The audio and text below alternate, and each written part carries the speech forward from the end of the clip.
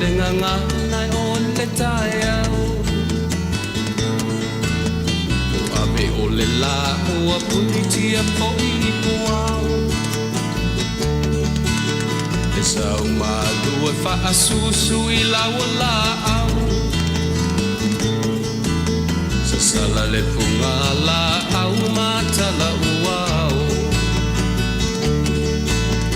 e tio fo I Samoa fai ona tai au le amatanga o le asofa au popo o le olanga le tai au nai matani ufea ngai male ata le tala le lei ua so ai nei Samoana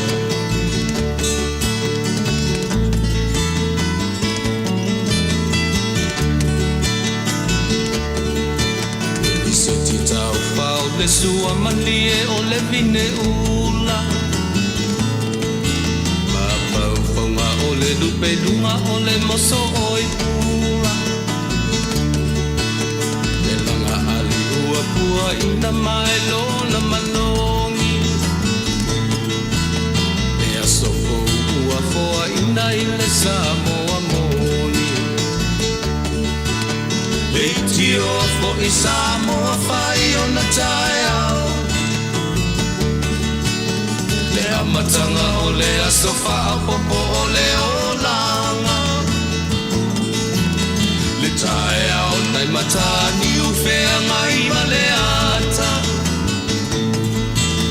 Le tala le lei ua soko ai nei Samoana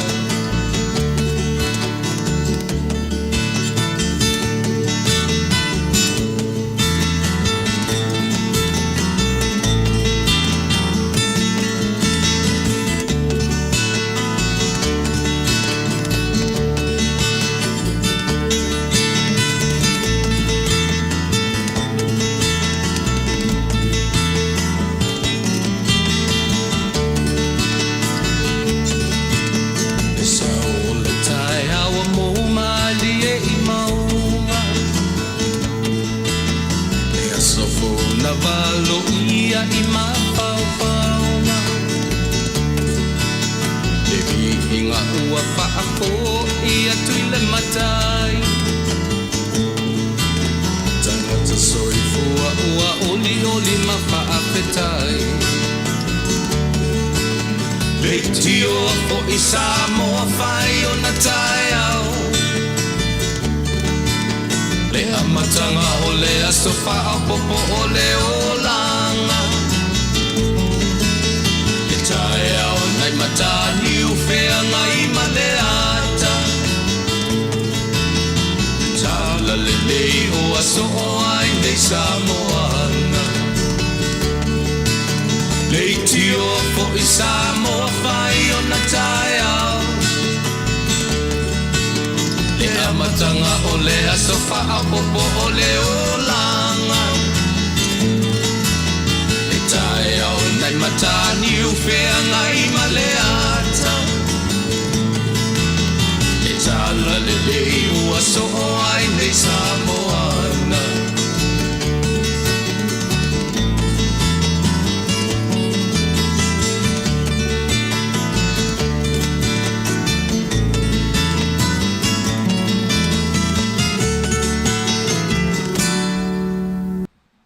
Ia, malo le whalau Manuia. Malo le soifua Manuia Samoa. Ia, manatu o le fōi ua. Tue te tei mailo tu soifua mana mātou wola aulia mana Manuia. O le aso fia le nei. Aso mua. Urua I aso o le masina. Fia ngai ma le nei vaenga o le laulangi. Te tonu o le aso lona lua. Le nei inisi vaenga o le urua I aso le nei o le masina setema. Lona winga o lea ua umatu le balu o le masina lona fiani, lona iwa. Iwa se furusu tasulua, ia, to tolu ai leo masina, tatu pea o le babi o le alu o le, e fai fo I le babi o le lele, le valele, le maua le babi o le tengi. Lea ua to tolu masina, le ne tausanga. Ia, a o li whaawawina le tātou porkalame o te whatalofa atu sa moa ia te oe, i le soa whamanu malo o lo tātou matai, o le ta iala i lo soifua, ia malo mātou wola i aso taitasi o le soifua ma le olanga nei. Ia, o le tautua fo ilea, a lau si ufafonga o le taia faumalana porkalame masani o le Fasa le Vale, a Taunuu, ia le foi o le a whaawawina i le nei a fiafi, ona ua le mawhai, ona whaawawina le tātou porkalame masani, e latou fo i fia le tātou porkalame, o le fo i le ngō le porkalame, whengai martamita o ese, ia marsunga le whaiwhi au ia sa muelu, ia o le mawhai ona whaawawina, ia le fo o tue sa whai atuai, e whaau le tautua alo si ufonga le taia fo, ia manatu fo in. Ia o ngā fo isia, ua le awanoa lisi, ia le lava o lo iai, ia le sipea pa ua tātou e mwhai pia ona whaau wau le whai ngā malanga.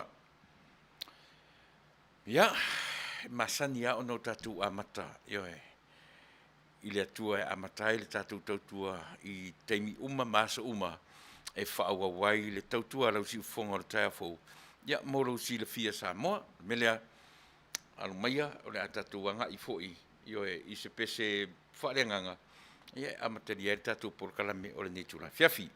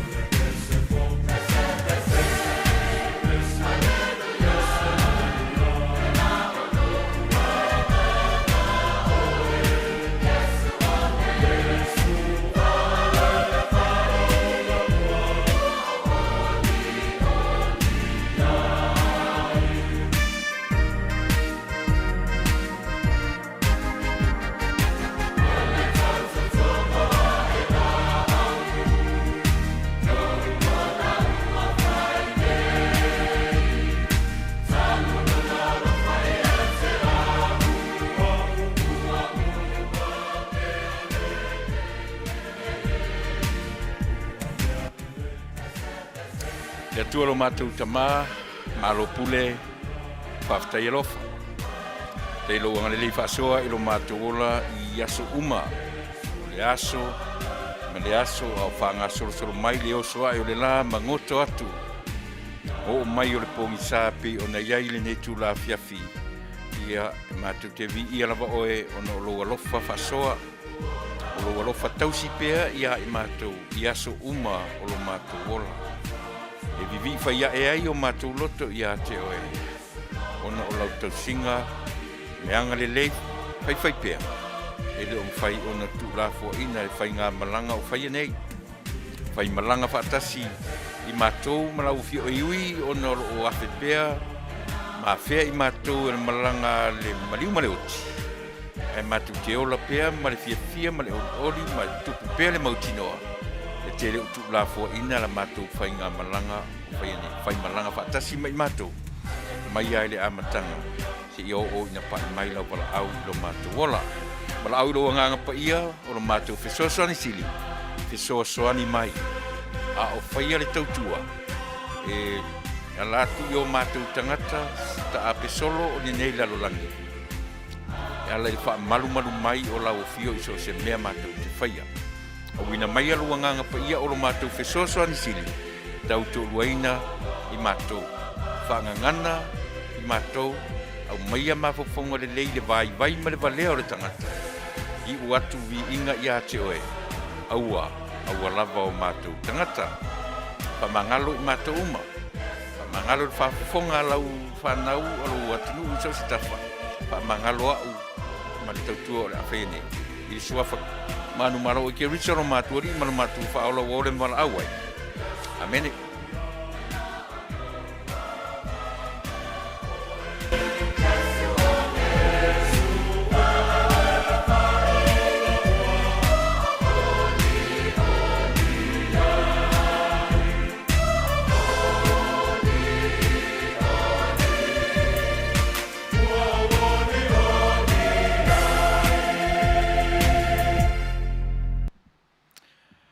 oe le nā Samoa wou tau whaafonga o le pese, ma le tatalo, oe tātou te oe ave ai, le tātou whaafetai, o le whaapolo, ma le whaasangi, ilo tātou matai. Ia, e tusa o lo nanga le lei whaasoa e te mai, i nāma i nei, ma fuai o no e vai mai, o lo lea le atu, oe, o tilo atu fo i ma o baba i atu, ia le fu utoa e i lunga o tau suafa masani, ma fai foi ona toe tātou toe mafuta i le nei vaenga i o le aso.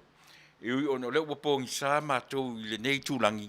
Ia e te tonu lava o lo whapena ona launga tasia i tātou. I le anga le lei whaasoa o lo tātou matai. Ia poa lava singa sa whengai ma le tangata le nei aso. Ia malo. Io ma lo le fola io e fai se tala pe ana fa pe umae io e o mai le nei tu la o le sa fai ona usa fa iatu ia pe te ma fai fo io e mai mo mai le se tasi o fai io e so tato loto a o ina o mai le pule fa so al tamalo o ia na o mai le soifua o ia foi na te toe ave ese a le vi ingala ia o lea o lo fai ono o tātou maua, malaunga tasia i tātou. I lana mea lofa, sili ona tāua, o lea ola. Me tala le toi ina sawa i, se o le mea tāua o le ola. O le alisi mea, pese ma whawhetai, mawasi me ai, mawasi me inu, ia a o le ea lava ia, ma le malama o soa e mangoto atu. E le ai se taimi, e whapea ai le tangata o tātou whealani le tae au whapesole, se pe o tau sioki le ea tātou, sole, se pe o le oso ele la, ioe, o aso uma, tātou te whealae, ua oso le la, tātou te whealae, oe, o loo manawale ea fou, o aso taitasi, ia, o mele tātou te whawhetai ai, le atua malana whanga. Ia, e whapena le tāpenanga Samoa, o te whatalofa atua ia te oe, i le suafa manu mālo lo tātou mataisiri, nea umatete mai le soifuaina, ia a o seola i nei. Ioe, o le ua wawai atu tātou taimi, wa te ali le afo le valu, whaisituai i le titi o le neitu la fiafi, ia ono nisi fo i o ngā luenga, whengai i masani o aso e pei o na iaile so, ia, whaisituai mai le tātou whisanei, ia mai ua tau sau fōri mea pisi au ngata. Ai whawhetai le tua, ona o le ola tului. Ia o lo whapea lava ona musumusuina i tātou whaawau, ma whaawau pea. Ia lo tātou wala awina i so se tofi matiute, ua mawhai ona wala awina i tātou. E ia le tāo whinga o lea ua fōu lea sore nei. Le ngata o le urua iaso o le masina i a Amerika ma ona territory, ma nisi vaenga o le lalolangi. A te tonu fo i o le nā ua whasolo o tau, ua le asolo na lua le nei, o le masina. Ia no li Februari ma te perila me i ni le masina lana fia nei. Iwa, au kuso se tema. Umala le sama, whea ngai ma le atunu, te taritonu o tau New Zealand ma Australia, o nā po le spring, na la nga i no matou le la nga i na umalo le sama so o lo ma le fall yo po le vai tau fo le ta o ta to le taimi e pa pa to ulu ai ia la au ia ma yo e pe fa pena ta o ta to o le vai tau la na so ma le yo e ma le sama pe ma le sama matou ona so o lo le ma le fall ia po le vai tau ta te vai ai ua tū mai na o la au leni, lau leni fua, le teimi e to ulu ai lau la au, e o le nei e tunu.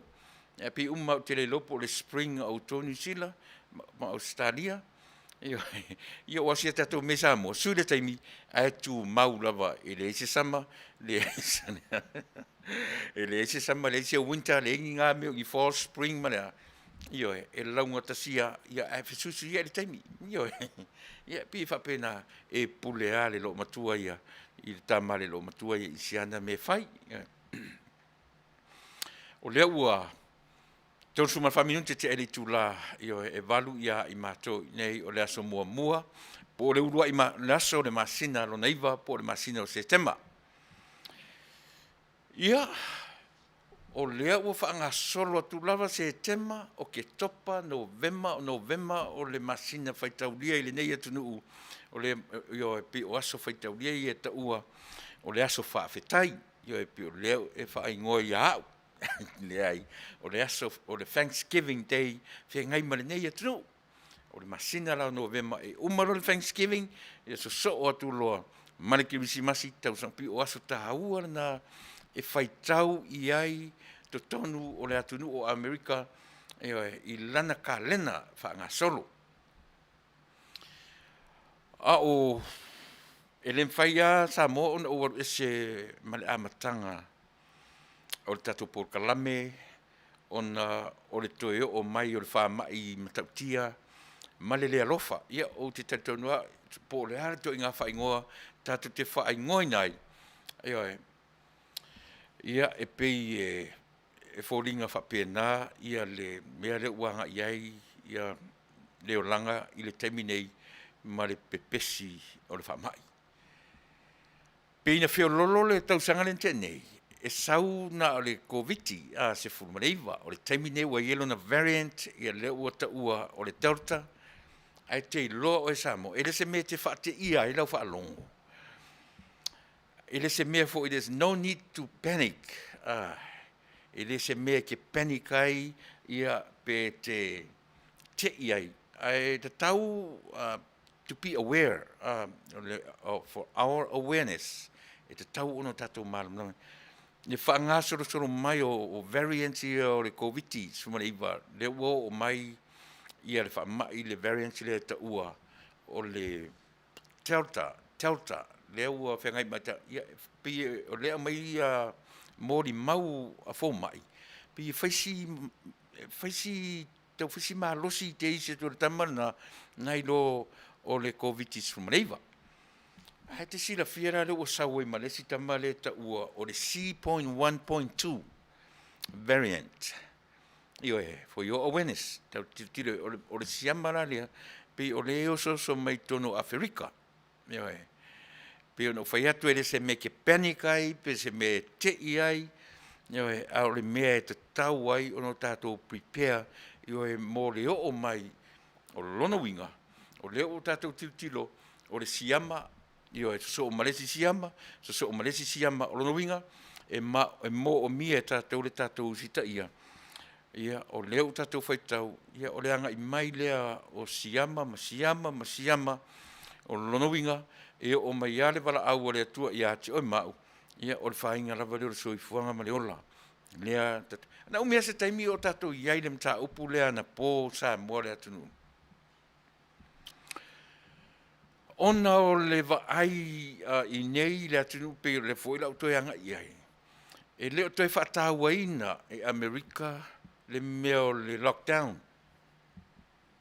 o te le lofa matala o tau ia tau whaale lo fo i whamatala ia tu ngā mea o le te tele e pau le mea o lo mautino o le na mai nele mori mau se tasi o whanua tanu po le vaenga fo i te uai tino tanta mari liu ia po cemetery o le afaringo le Green Hill le iai le whanua tanu le ngalue ai se tasi o whaife au o lo mato ngā rurue nei sunga i Pasta Samuelu. Le lana ia wala au mani e tau au maia ia se vaenga o le lipoti o tangata mali liu na tanu le vai aso rente nei. Toa se fulu ma le tasi Samoa. Io na tangata Samoa ia na o me lipoti ane. E a fia i lasi masanga fo i lea awari i to rua ma le la anti. E a fia i le numero le na o mai. Lono winga o le isi to avalu. Le la fa to o metatu ofisa nei.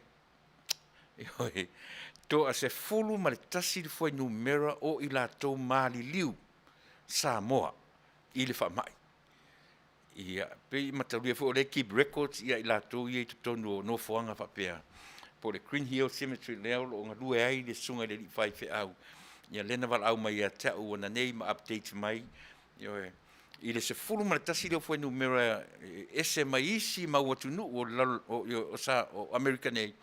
Ai pi o lena ia au mai na o le foi numera o tangata Samoa se fulu ma tasi. E au fia ila to tolu lena ufa ala wilo tona pore masanga masio la tina la anti lena tausia la ua na o fa tasi lava i le fa mai. Ia, e matautia. E matua i o tale o fo ia nei to inga mea fa penei. A ta o se fulu matasi, e lese ta mai foi numera.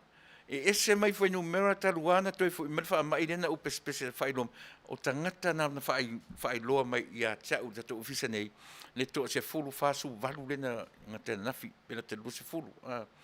Le la mai li potile e include te marto tolu no vatua na po no winga to a valu tangata. To a valu tangata lea na fa ali mai nei Samoa. E ese mai foi numero lena u ta u tu le vai sante nei. Ia. Ta te musu mena o te musu ai nei mea o le ta o le suafa io me fai do suafa o ilato e iai le fa alo o tatu por kalame. E ui la vai le na. Sa moe le fai a ona ave sea le manatu io e pe a manatu lava i le o mai o nei fa mai.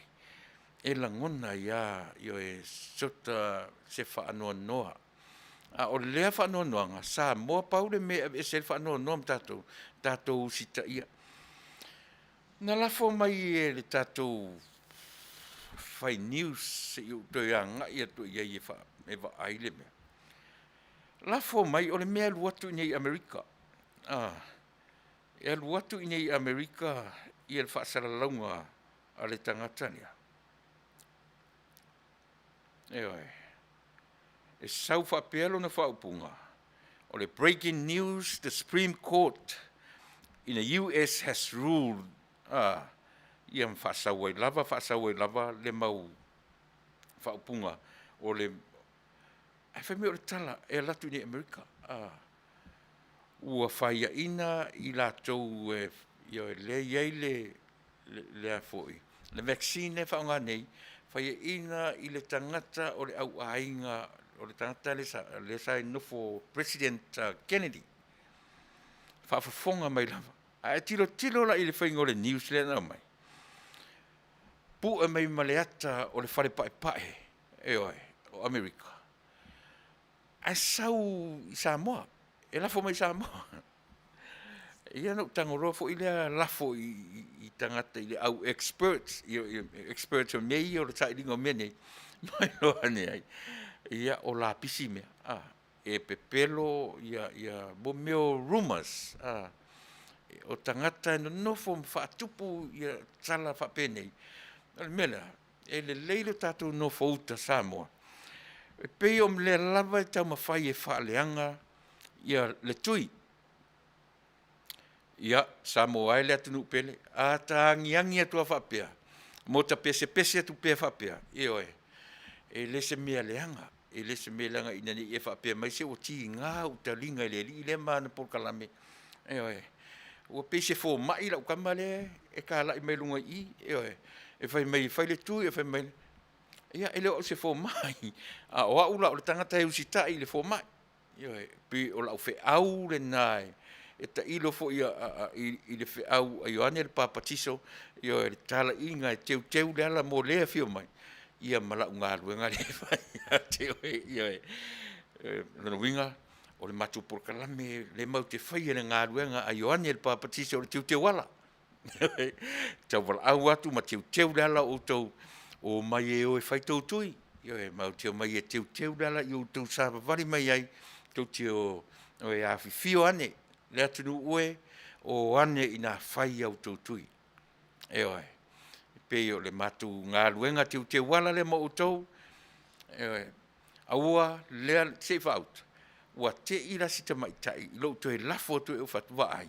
To e sila to ai le mele na lafo mai. E oi. Aua tātou te talu. Ba ai vola e peo whapeo te tanga vatu ia te oe le mele na mai. O le matu wā mea moni lava breaking news. Matua i o ta ofo aso le nei tangata. A o tangata e whaasanga tau io e i vaccine sia, i tui ia ua maua. O te no whaamo mawha, fo pe ai se a e whapea i nisi tangata. E oi. A o le whi au turi loa lava lea Samoa. Lea au mai le le fe au mai le whanua tanu ia po o le Green Hill Cemetery le e ngarua e se tasi o tātou nei. Ia, e le matango fie le whaalongo. E le matango fie le whaalongo. E le whaingo fie i le whaalongo ia nei tu ai ngā tangata o lo tamwhai e whaatupu tala se. E o ola foi la tatou atunu wa vatu tala nei fe ave ai ma fai tau ai ma fa pe so le ela a o fai er tui a le lava tau longo atu le tatou pol kalame o e fai o tu tiuli o fai se tui o taua o fai se tui se o e fai o tatou tui o le mesili le na o na taua tātou te whātua uma, e whātua tātou i le tua, ia ma tātou sita ia, tā leni le tua, e ui mai ai lana, ia i tātou i tangata wa ave i tā leni, o ina hai tātou, ona tātou sita ia, si o tātou atunu pele, aua ne i o tātou whātaringa tuli, i le wala au mai.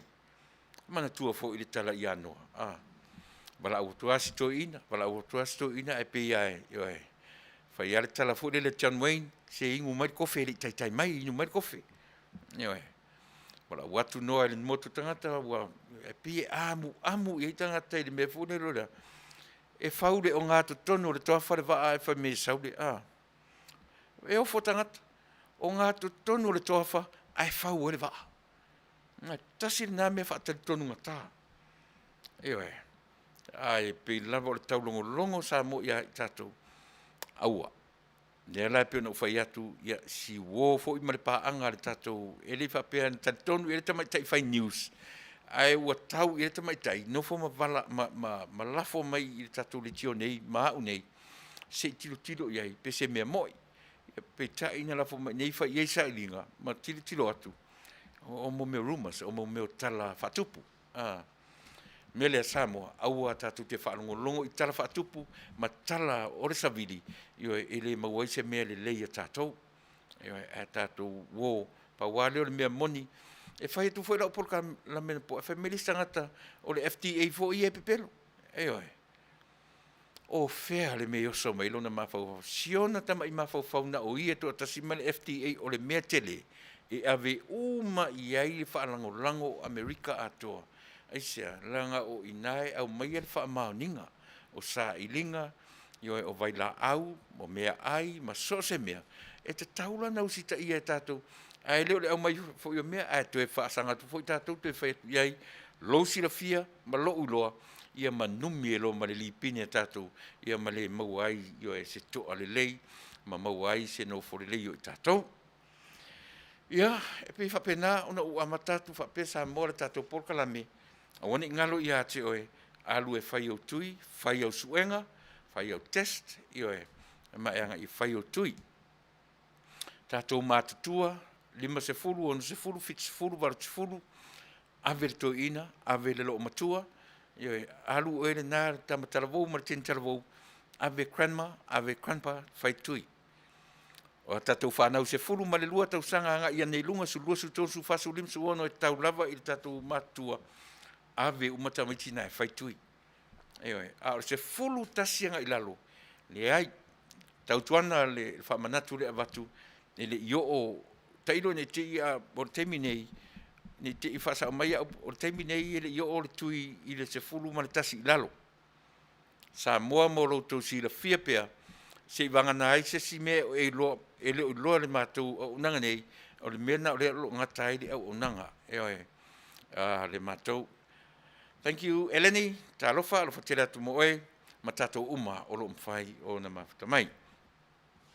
Ia, lena, tātou i to tele whanau, e a mata mani se furulua le matua o le tamaititi. Awani i tuia se tamaititi lalo ifo, o le se furu male lua, sutasi, se furu, iwa, se ia taua i le pepe, aua. Aua e le i maua mai se whaalinga, ua maua se tui mō i lātou. E tasin me, e alu fo i hae ave rau whanau laiti, e te alatu ato e tuli mai o le fō mai, e le i o le tui a tātou i le se fulu ma tasina o le se fulu ma le lua anga i lunga i le tūlanga o lo iai tātou i te minei o le melea e matua sili lava. Yep, 11 i lalo i le 5 o lo whaatatari ia ngā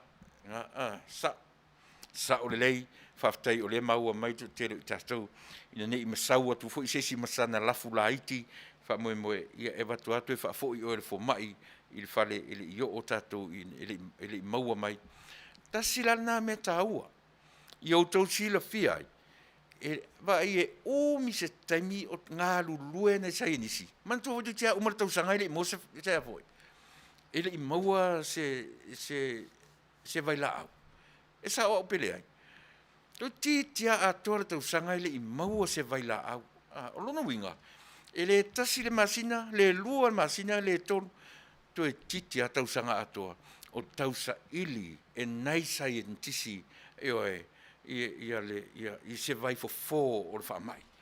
Ai whawhewhelan tatou mai whaali e lu tatou fia poto pe a whiolea. Ioe, toi titia tau sanga o ngā lulue i ratou. E tau sa ili se me lave e leo lo oe, ioe, ma tau se whetoi ma leo loa, ma tatou uma. O lona winga, e le mo o mia se whawhia poto o tatou i mea. Ioe, tu i lunga, ma e alu e whailo tui. Ioe, e le alava o te awatu so o ale tala. Ioe, i lau whaafonga anga sa mo pe ana whaapea se atua e sau whai mai e sau whai atu. Ua lewa ana whaile i ungo tato. Ua lewa ana tu maile a aure atua pō le ngutu o taua. Aisea, lewa ana whaatonu mai taua ai whai are whaafia poto le tangata.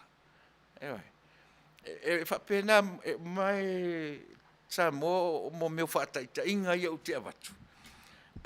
Imagine, tango imagine ne tua le tau te tala nom tatu te tonu iei, pe ana whaapea se atua e whaisona tino, no fo mai pe ia o le tau whai mea lau tama, ma e sau whai atu. Eoi, ena te sila le iei i le mea le te tala nori, pe tau te nofo e au mai whaapea nā le picture, ina ia ma whai ei un whaingo fie, ona tātou tari tonu, i lo tātou wāwhea ngai ma lo tātou atua, e le eisisi na te waaia. E le atua tātou te lewa aia i o tātou mata. Ai te tātou te whetā ngofi la e droa se ata. Io e mai ai le atua lea tātou te lewa aia i o tātou mata. Te tilo ai le lua wāwhea ngai malau ta mā malau tina. Na e tu ua leo le atua lea e sau whai mai i e sau whai atu. O mai le atua i a te au, whesiri mai o tari atu, whesiri mai o tari atu, whesiri mai o tari atu. Te iloa, o lea ta u male nā o lea tua, lea tātou te leo waia, ma oe malau tamā. A oina o te leo tamā i a te oe malau tina. O lea ta a toa lava le nā o lea tua, lea tātou te taritonu iai. Eoe, o lea ta a toa lava le nā o lea tua, lea tātou te leo taritonu iai. Le vāo tātou mo tātou matua. E ote, eoe, e fue, fai tūlinga, e whapena, o lea tau te tūli ama lea tua lea, tau tūli ale te minei, fiu lea tua e tūli tātou. Fiu lea tua e tūli tātou, eoe. Mai o le mea mauti noa na o le ata, lea lata mai ia i tātou, le vāwhea ngai o i tātou, ma lea tua lea tātou te oe. E mo o mia le toe teu o le vā o oe, mau, ma le tātou. Whaafena teu le Vale. Lo le whai o tui. Le ale mele tau whai, o le leo sita ia e i tātou. E te tau ono tātou sita ia. O ina sa o le upu le ma saino o tala noa tui Samoa, le upu wha Samoa e ta ua o le mativa. Ioe, e sau i le Valea. E sau i o le vā ua mati. Ea, ua nau mati. E te tau o na toe mati le vā o oe mano tātou atua. Maua inare upu mati le vā. Mativa. Ua mativa le vā o tātou e te tau o na toe mati le vā o ai. E o ai le vā o e mau matua. Tau te loa le leia o tātou o ese ma le vā tausi le vāwhea ngai o tātou ma matua. O le ale me tau na whai, toe mati le vale. Pa pena uma le vau tatou mo tatou atua e leva aia e ufofonga e leva aia i umata. Fa fe lan tatou lo teu le va mo tatou matua e o le fasanga mai fasanga atu ma le atua tatou te leva aia i mata. Fa fe tatou nau e teu le va ma le tangata tatou te leva aia i mata. Pena o tatou matua. Eo tinga lavana e mai le tae e le ou e le fiafi. O te ale taeao, o te leo ouri, o te leo fifi. E peina na sau ele si talinga, alu le si talinga. Sau le si talinga, alu le si pu talinga. A o upu fo yo nei o te. O lea lau o tamatua nei. E hoi. O ta whata ita ia tua e la ta whanau le o te au tamatua. A la tu fo i umai le tua o la ta whanau. O ta whapesole. La ta mea umare na whai o tamatua le ua kami mai le au laitia. Eoi. E le mawhaina, uso tua whawhine, o le tau te ola i leo langa, tātou te whea ngai ma mea nei. Le atua tātou te leo wa aia i o tātou mata, ma le tusipa ia te whaita wina i aso uma. Le tātou te ola i le tau te practicinga i leo langa i aso uma, i lea. I soifuanga whea ngai ma mātua i to tonu o loto i whale o ainga. Ia, au tatou i aila le mata upo o COVID. Se alofa maia, i oe le atunu ue. I leo se teimi fo i toi tau ana e au ana toe. Ai oe whai o tatou tui e Manuia ai. Ni te upa pisia se to atasi. Pisia uma toi marito atele. Au ne ngalo. O lea ua toe angiangi mai i o le C.1.2 variant. Ewe, tasile napi o lea ua amata na whaeropa. Whapea uma fo ia le amatanga o le tau sau o le whaamai lea o le variant fo le sau o le tauta. Pia o mai api te whaataringa tuli iai, whapea, e longa i mo i nā mea, e longa i mo i nasiama. Wā nei la. Wā nei. E whapea uma fo ia le ono mai o le Delta, pe o le ono mai o le tama le C.1.2 variant. O le mea tau te le panikai, ai tatou e whai tatou tui. Pei o le whiau tau na mo i tatou uma ina ia mawhai. Samoa, se o te fiu te wawa ai le mea lea, e le mwhai ono o ese e tua tu pēr i lunga nei whai whiau ia, ma le whiau tau longo i au tau sila fia pēr le tā ua o le whiau ta. E le fia whaalongo ai, alu e whai o tui, na saula ia tuise si mea pe te almata TV, ia e alofa usita ia sa mātou tu ua lalo atu ia te o e whai o tūtui.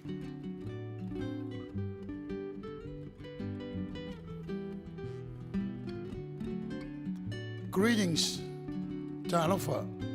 My name is Reverend Lee Sepulona Tanuvasa, the president of the Siufonga Taiafo, Radio Samoa, USA.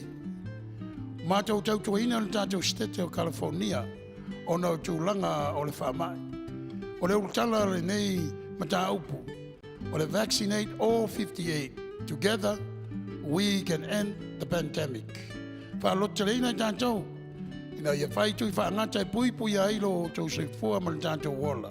O le tātou ngā rue whantasi e tātou te mauai, le Manuia, tāu fia ai le malosi o le nei whamai. O le tasi tūlanga le lei e pei o na mātou ngā rue ai. O le longoina leo o tau e tūlanga o tui whaangata e pei o na saunia e le tātou stete. E le aise tongi. Ai tolu tui e mawhai o na whai eilau whiriwhilinga. Ai ina ia maua whaamtalanga anto toa ma le lei. Whaamole mole. Longo o le tātou stete. Wala au le numero le nā. O le valu tolu. Whaalua lua. Whaalua lima. E le ngate nā o le upenga te whailangi e pe on tui nā atu. myturn.ca.gov. E maua o mai whaamtalanga. Ia awa lau sila pia le lei. E whai ai lau whiriwhilinga le lei. I lau lava whinangalo whaintalia. I le tui o la talo sangaina. Ina ia Manuia ai lo soifua. Pui pui a mai ai oe le ne wha pe a whai sau tui. Ele nganta i lea. A wa tātou te whātamala. Ia furu pea o tau ao. Whai le uwhi fonga.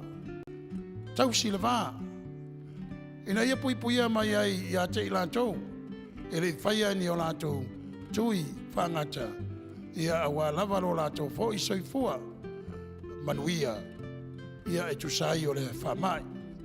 So we continue to encourage you to please call the toll-free number on our screen in order for you to receive proper and good information so that when you do your choice, you do exactly what you wish for. It is free. It costs you no money at all. But you have to look at also the website. It's given to you on the screen so you can continue to look into the proper information again so you can make your own proper choice. Remelea, Samoai ia mesele, mamalu, o tangata lo papa au le tātou state, o le utala le nā o le whamoimoe, o le nei polo kalami. Vaccinate all 58. Ina ia tātou, nofo puipuia ma nofo Manuia ai, o no le whengai ma le nei whamai. Ia Manuia, tangata uma lo tono le tātou state. Manuia oe Samoa. E ala i le angrelei o le tua i nei whamanuianga o tātou maua. E le aise tong. Soifua. Welcome, dear families, friends, and fellow citizens. I am sitting here before you today in honor to represent State of California, vaccinate all 58. I, Pastor Samuel Alopopo Matafeo, pastoring Sifafonga o the Taia Full Family Church. I am also an announcer, Sifafonga o the Taia Full Family, Radio Samoa USA. I also work at the cemetery, Green Hills Memorial Park, mortuary, and cemetery. I never seen or experienced anything like this in my whole entire life. I have seen many people that are crying from outside the gate, not be able to get in to say goodbye to their loved ones. Because of this pandemic has brought so much pain into our lives. 15 months ago, we were in the darkness. Now, thankful, the state of California has offered to all of us today a free shot at it. Pfizer is safe and used. Johnson & Johnson, safe and used. Moderna, safe and used. All these three choices is available to you, is free. Samoa lea tunu pele. O te pai malu atu o lo pa ia ma lo o mamatu. I lea o lawa ia lau puata mawhainga. Ai pauole nei. Ua tuina mai e le stete o California ia te i tātou umalava. Le whaonga ina o le fisosoangi tāua, ina ia puipuia mai ai o lo tātou ola, ma le soifua, mai whainga tā ma puapua ngā o le nei whamai. Ua ia tuina mai a te i tātou le whaapuina whapea, e le ai o se titongi, i le nei tui e te whaonga ina. Samoa le atunu pele, alo maia, whai o lo tui, wa o mai e le se tete o California ia te i tātou, le nei fisosoani, sili ona tāua mo i tātou umalava. Samoa ia Manuia o lau whiriwhilinga. Soifua. Ia, le nā Samoa le atunu pele ma le atunu whaingatā. Io o le atunu e whaatari tonu ngatā o na tangata. Io e alofa mai tātou o io e mōre le lenga o le mea ato manatua foi. E a mata mai i a te oe, e a mata atu i a te au, e le mwhaina a mata mai o, e a mata atu i, e a mata mai ina, e le mwhaina e wha moe a mata mai sesi, e a mata mea oe, e a mata mea au. O le whi au tau longolongo, tātou o e whai, pei ona o whai lo atu ana nafi, O le fe au lava ia ma le mafuanga o le toeanga e Amerika e whaia ni ana lockdown. Ona o le ufa lango Amerika i le usi tai o tangata.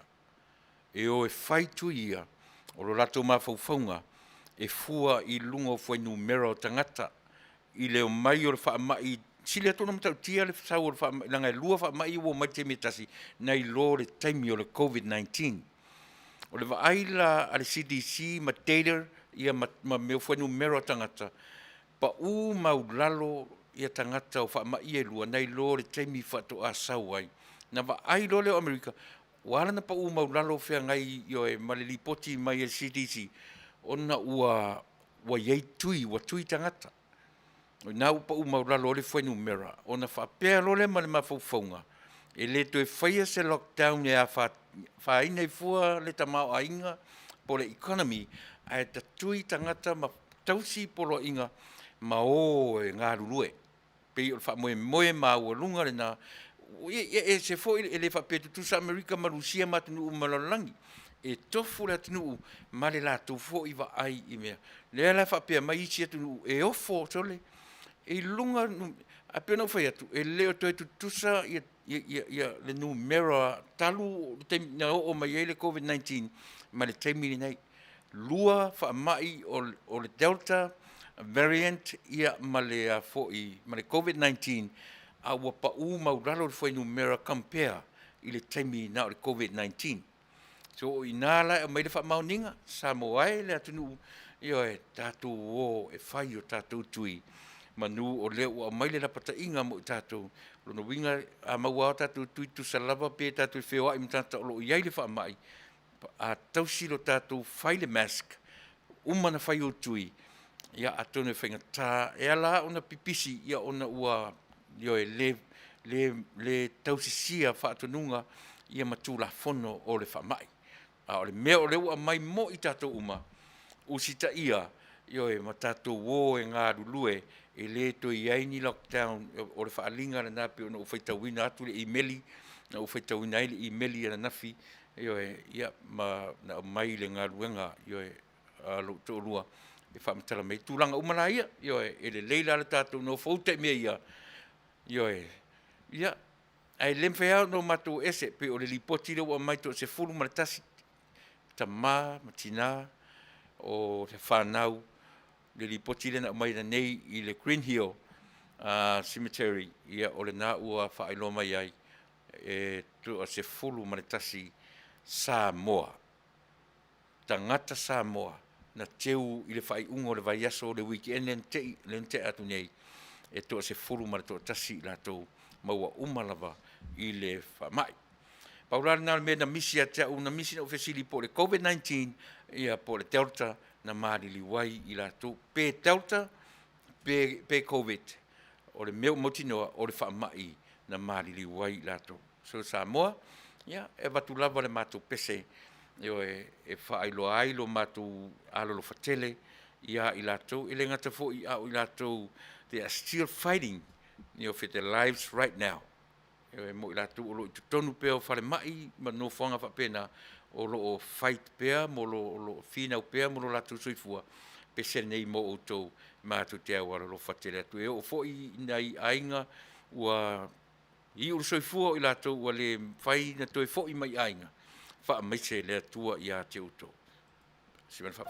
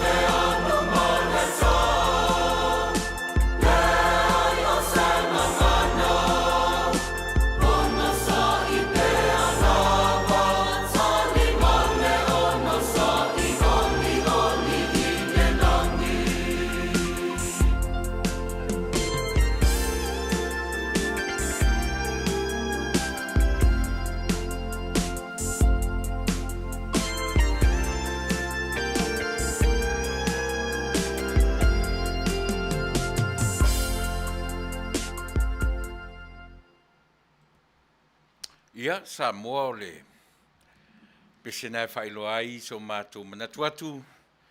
Io e o tamā matina, o pelenga o ainga I menei o whanau. Ia e whaeloa ai so mātou manatu atu. Au ina whaitau ane ai, ia le tautua arau si ufonga o le tai au fau. Io e ai ngai o lo o wawhea e le malanga, le maliu mareoti, ia o so mātou sao le nā tau ina whai vai malu ina ai, io tō whirangalo, ia a o whianga iai ma whainga tā. Le ngata o le o mai o le wala au, ia a o le mawhai o na whaatasi tasi ai a inga. O le so, o lo iai foi, e maliu o si o ankori tutonu o Victoria I au se tālia, talainga tō wha ia li o matua e te wati, e alu iai li o, ia, pa maise le atua, ia, o le pese le e manatua matuai o tōu, nora ma le whanau, ia, whapea lava o na anga le leile atua ma wha whanaina.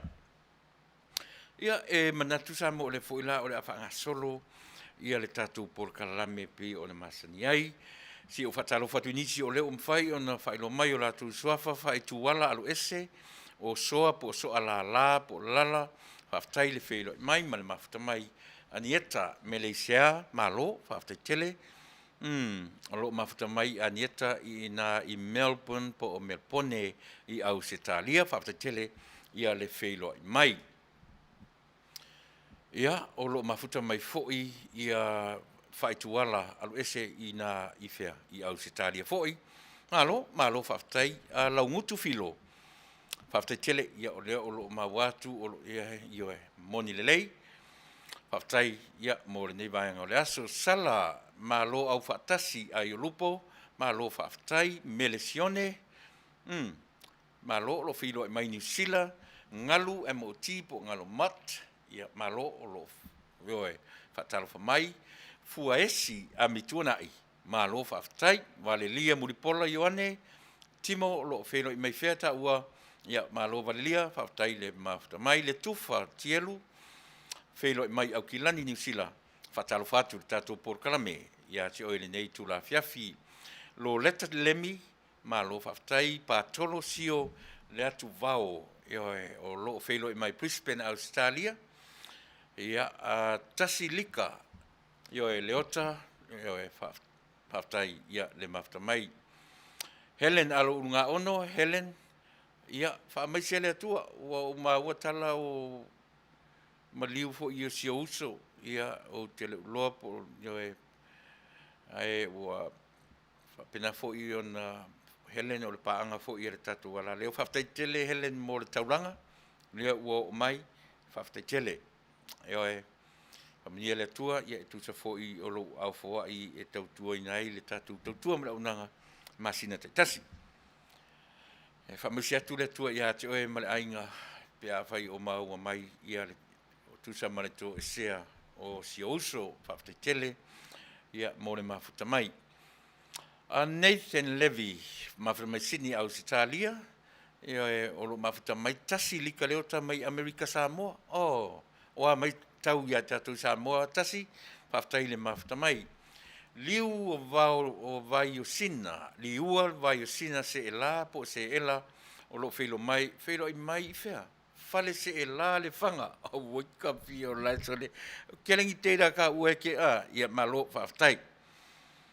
Sau le tau wanga fui le whaile pōle so tōnai, e whai mai ei, tali mai whesili e maua tuai, ia ni teira o e ke mafuta mai ele tatu porkalame, whaftai tele, ia liu, ia e le whero mai le tatu porkalame, tāwita lio, Ferry Poniata, Peniata, ia o Maia J. Loe, o lo mafuta mai, ia o nai Singapore, whaftai tele Maia, uma Maia o le kapiteni, yes, le nara Captain Titi Maia Tupua.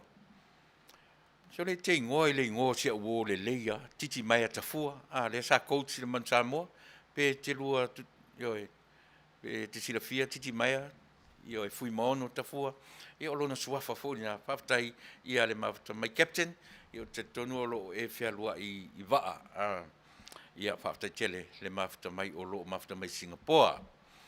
Ia, Kalameli, ono fia maʻalili la mostele o loo mafatamai Glendon au kilani io e malo oa mai le tau i tatou New Zealand na tuli atu foʻi oe te alu New Zealand e latu e alu au kilani ia malo faafetai tavita lio noma simaika io e malo faafetai pele fuapapa mafatamai Hawaii malo faafetai Maya J-Lo sorry Senieko ia o le loko kaua malo faafetai io e lata tau i Mexico malo faafetai faafouga po malo faafetai tasi lik io e eta amamua faafetai le feiloʻi mai eta fia tauvao malo fia faafetai le feiloʻi mai anieta me leisea io e lena o le spring saola o le spring outou i ausitalia o le tama o le taimi o le o le totongo aʻe o laau po le saʻo lenā i se atu latu faasamoa io e Johnny Tauti ma le tolu efu i vivi o petaia fonotaga io e malo le soifua manuia mako mo agutitia kakopau feloʻi mai i fe Silverdale North Shore au kilani malo faafetai malo le folau manuia puava a le fosio fuifui muipu io e ia ma i tatou marafilo o lina lui o loo mafatamai Sydney au Sitalia malo lina malo faafetai o Peta Winstone puava a le fosio valelia mulipola ia ma le toʻatele o tatou Papra Rodney io e ia ua misi atu foʻi Julie leifi fatai talofa ses faafetai o le ua vai atu e toeaga i mai ia mafatamai foʻi falatua o le gafatasi io e Eleni Fesili alofa atu io e manuia le faiga palota alou alii o laua atu i se taimi io e ia ma failoʻi foʻi le presidente o le Fasa supporters i Utah pasi ia ma le fatua ia kokotoma malo faafetai le mafuta mai faamolemole lava po o lau susuga lea o faafetai suʻa lea sa ta ia kalameli o lenā noe io e ia e selo mate saʻo ia o lenā mo ni lei faafetai mo le mafuta mai le tatou polokalame i lenei afiafi 10 fua pele fua papa liueni taufetee ratami talofa uso ia le lau vaai atu i se ua le alili o ratami o toe manatua ai le tatou mataupu foʻi lea i le mea o le Confucius Institute lea o loo atu i Samoa na utaga uso sea atu le mea na i luga o le tatou page le leiti o lea la ua faamaonia ai o le feu ua amata ona tuu i ai le taliga ma tuu i ai le vaaia a Amerika i mea le taʻua o le Confucius Institution po le Institute lea masani ona talanoa atu ai le tatou polokalame ia ai pei na amatamai ona matalanoa ai ia ma na ua tau mai lau vaai le susuga iā ratami ia pei o inā lea ua toe faamanatu mai ai iā te aʻu a o me taua ia o issues o mea uma ia e lavea ai ma le institute lea ua taʻua o le Confucius Institute o mea uma lava ia i lalo uma o issues ia masani ona talanoa atu ai le tatou polokalame e afua mai le virus le virusi lea lava na liliu ai le toʻatele o le tatou atunuu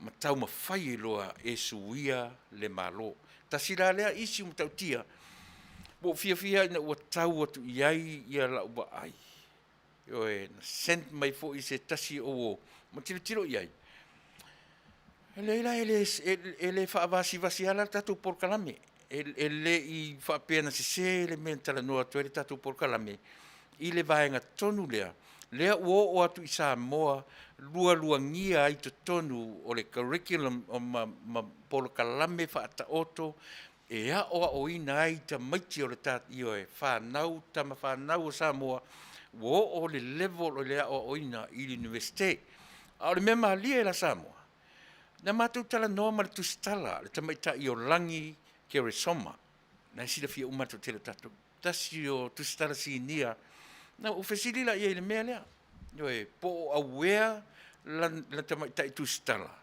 I le mea le institute leo te tala noa tue le temini o le taua o le Confucius Institute, o le Confucius, o le tangata, o le philosopher, o le tangata filosofia, tangata le pea atusa pea sirisira, e matua ma mau ia Yesu ke riso lo tatu li ima lo tatu faola. Le tangata saina le nei o le philosopher. O le tangata e whapea e mawhauwhaunga, o le tangata tamai wha filosofia, o le telefoi o ona mawhauwhaunga, e leo mawhai e o i tangata saina, e leo mawhai o na latu interpretinga, pe latu te whaawinga ina, ia le ngangana, ma mawhauwhaunga wha filosofia, Confucius. Lea la ua o atu i Samoa, ua no fesili le tamata i o langi, ai whai mai langi e sao. Ai leo na o tonu la le universitele ua o inai, a ua iai wha ala potonga i fafo mai marikorisi, wha ala potonga ai a tangata Samoa, ai pe o instructors lava o tangata saina. O tangata mai saina o whai ma instructor, o lato institute, ma wha ala ua whai wha potonga whapena, mua le ngata i tonu o le four wall o le potua onga, a le ua tatala atu tua i le li o tangata Samoa. O le popo le ngatele na, a whai o lea ua amata o na ave i aile wa ai le atunu tele ni o Amerika, e wha whewhea lana le o statu tama i Samoa. Le tilo li melea. A o mea umaia, na mafuai o na liliu le mafufunga o tele o nisi, o na o le virus lea tala no sotuare tatu, le virusi e a fu atu i le agenda a tangata komenisi. E pe ala e tau whaapia mai nisi, a me umaia e te tau o na tatu tilo i ai 4-hour awareness, e te tau o na aware i ai le malo fou o lo tula i mai i le teminei. Tilo tu i ai, o pe o lea o tilo Amerika i institute ia, e tele se tete o Amerika, na he lena Amerika foi la, alu i atunu o le lalolangi. Ai tasi lava le me sau ai le instructor o mea, e le mawhaina avestangata Amerika, ma se tangata ea o oina le mea. E o mai lava i saina, ia tangata la tau te whaatino ina, o le vaaila Amerika. There's something hidden behind all these institutes. E iai mea o loo nā tia i tua o mea ia. Lea la ua pe ua tau i ai, o ta fia asore. O ta fia o whaisi lewa ona pese tu hele tātou por kalame. A o lea la o tau atu i mea ia. Lea ua amata ona ave ese mai tu tonu o por kalame whaata oto a universite. A lea tunu nei o Amerika. Ai maise lava i la tau o lo talanoina, le vaenga o le political science. Po la tau e tapen, pe o nā lela pe o le mena ua tasi le nā mea pe ua mita whaia e ai le tātou por kalame. O le ala e fasa si mea. Ai ala le teimi sa o ai. E iai, pa maruru atu tātou por kalame. E limit le loa o le IT, ai o tū loa, a whaane nefu mai lau wa ai i lunga o le tātou por kalame. Ua ngata ru loa. Ua ngata le loa tātou o le IT, whataita i le IT au.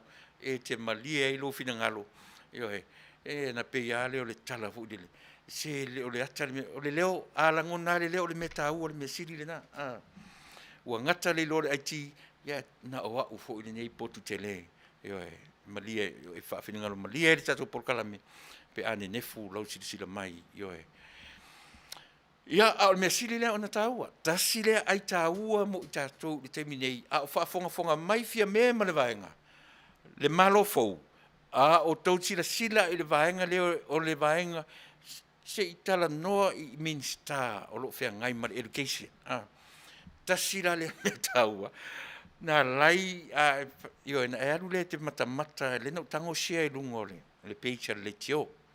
Ma le wha moe, ia whai taua ne ai Samoa, i le te leo le afianga o mea nei, mana tufu o tātou lawa i Samoa, e tasi lona whātua tuanga o lea, na o le Christianity, e ese uma, lotu pope, metotisi, mamona, patipati, e tasi le latu wa ai, e tali tonu ia Yesu na maliumu toi tu, e le mo o mia le Samoa, sesi langa e whina mai wratana na ma whina le melea, te tilo fo iai, it's a religion.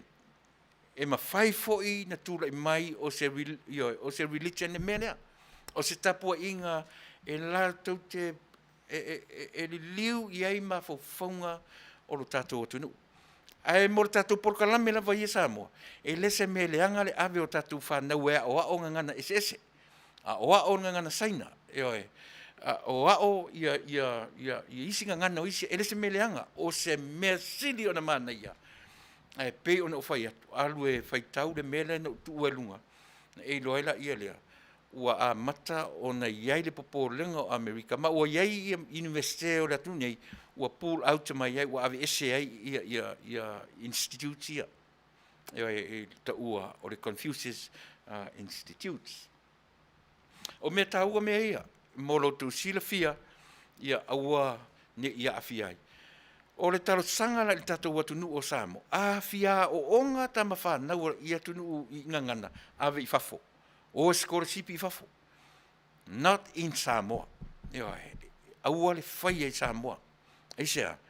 Lenga o le lava e pese atu e sia tatou porkalame. E fasa lava. Ai ele te misa o ai. Patara fatu mara o tios walka, malo tios, malo whaftai ia le mafta mai.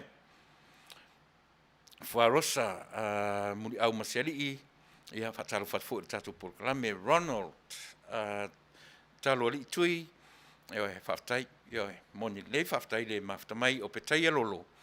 Pilione, o lo mafta mai Brisbane au Italia, ia marito telo I tatou. Vai tui vo siutu, tulau. Io e whaftai o lo mawhuna mai Melbourne, au Italia, Wharosa, pi mo Sydney ka ua a Wharosa, ia whaftai o lo mawhuna mai ai.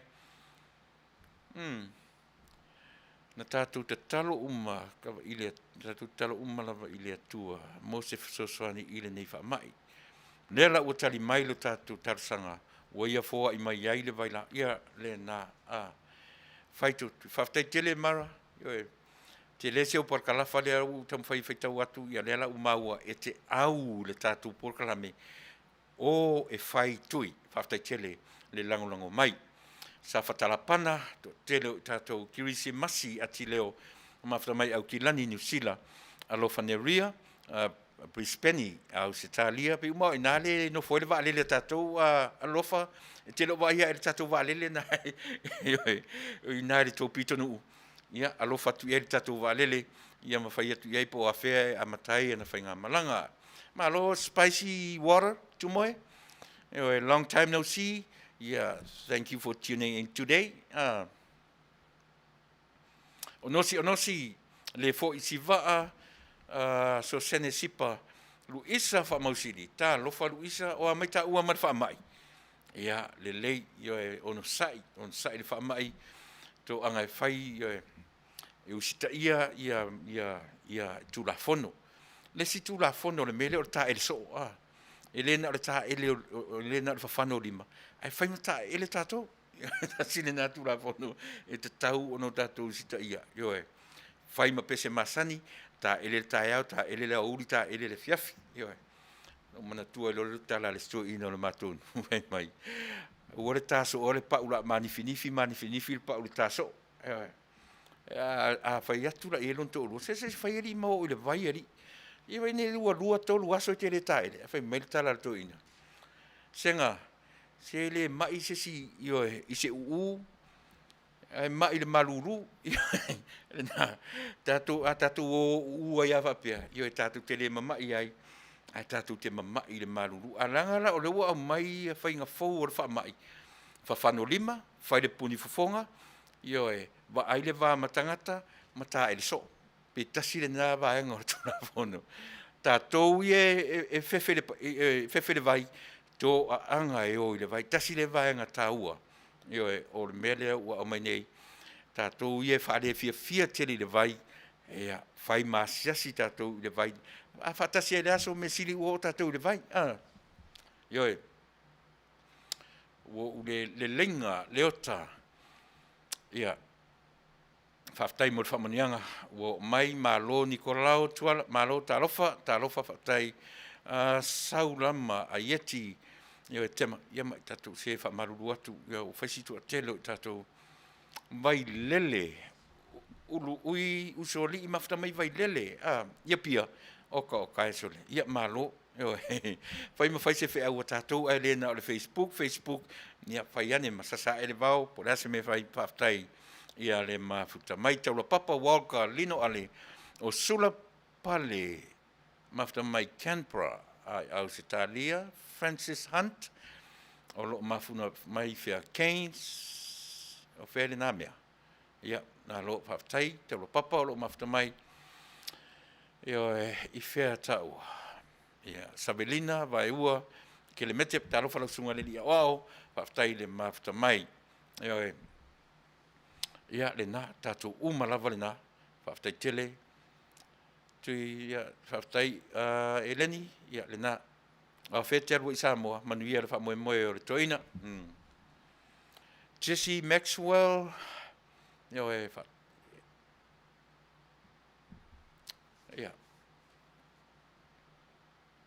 whaftai. Tai Helen, whamisele atua i le ainga, moni lei tafa tai mo tam taupu le lava ua atamai ma whaailoa mai e moni lava mea yo na tatu talano iai o le lava ua atamai talo sia o whaafafonga mai le tatu ale longo atu le tatu minstawa onga to e tilo i mea ia to e tilo le mele tau o le Confucius Institute. To e sila i mea na ave ese matatu wa onga. Ai whaini scholarship e tamiti, sauruka me jiti ea onga i fafo, pe awhia onga. Ai aua ne i whaia ma whaalawe lave i mawhau o tatu. O le mea silinga leanga, leo o le ngata i to tonu o le pā o a onga, tonu o potu a onga.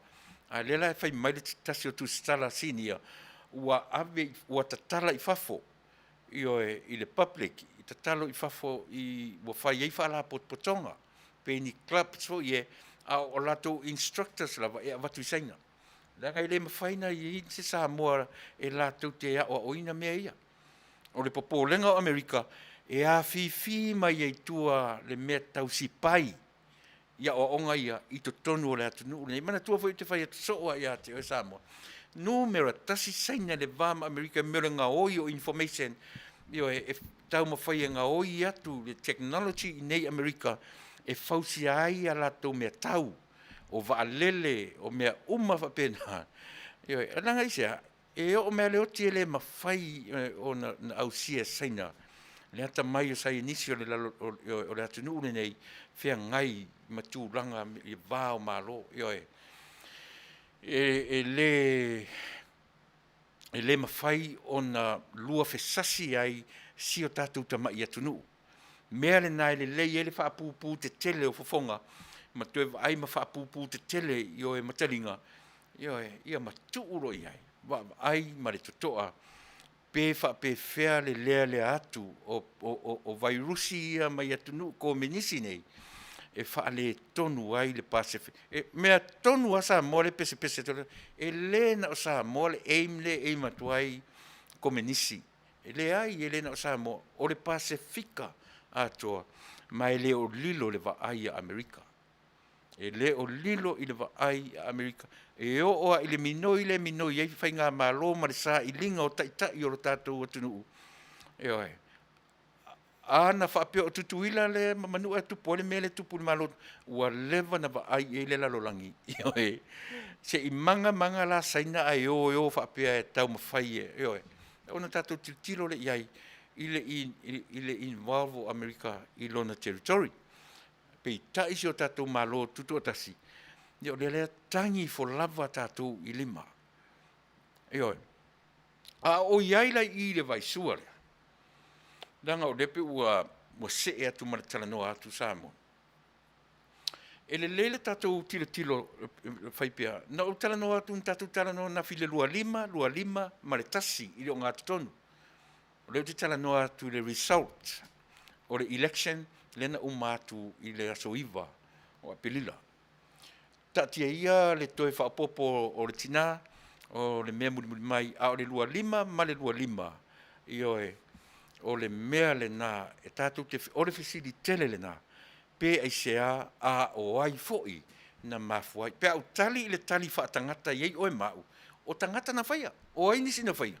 E le o tangata na whaia le pālota ma wai fwai numerana. Ai mei tua o mea na o tangata e le mawhaia e tangata na o iai le loa.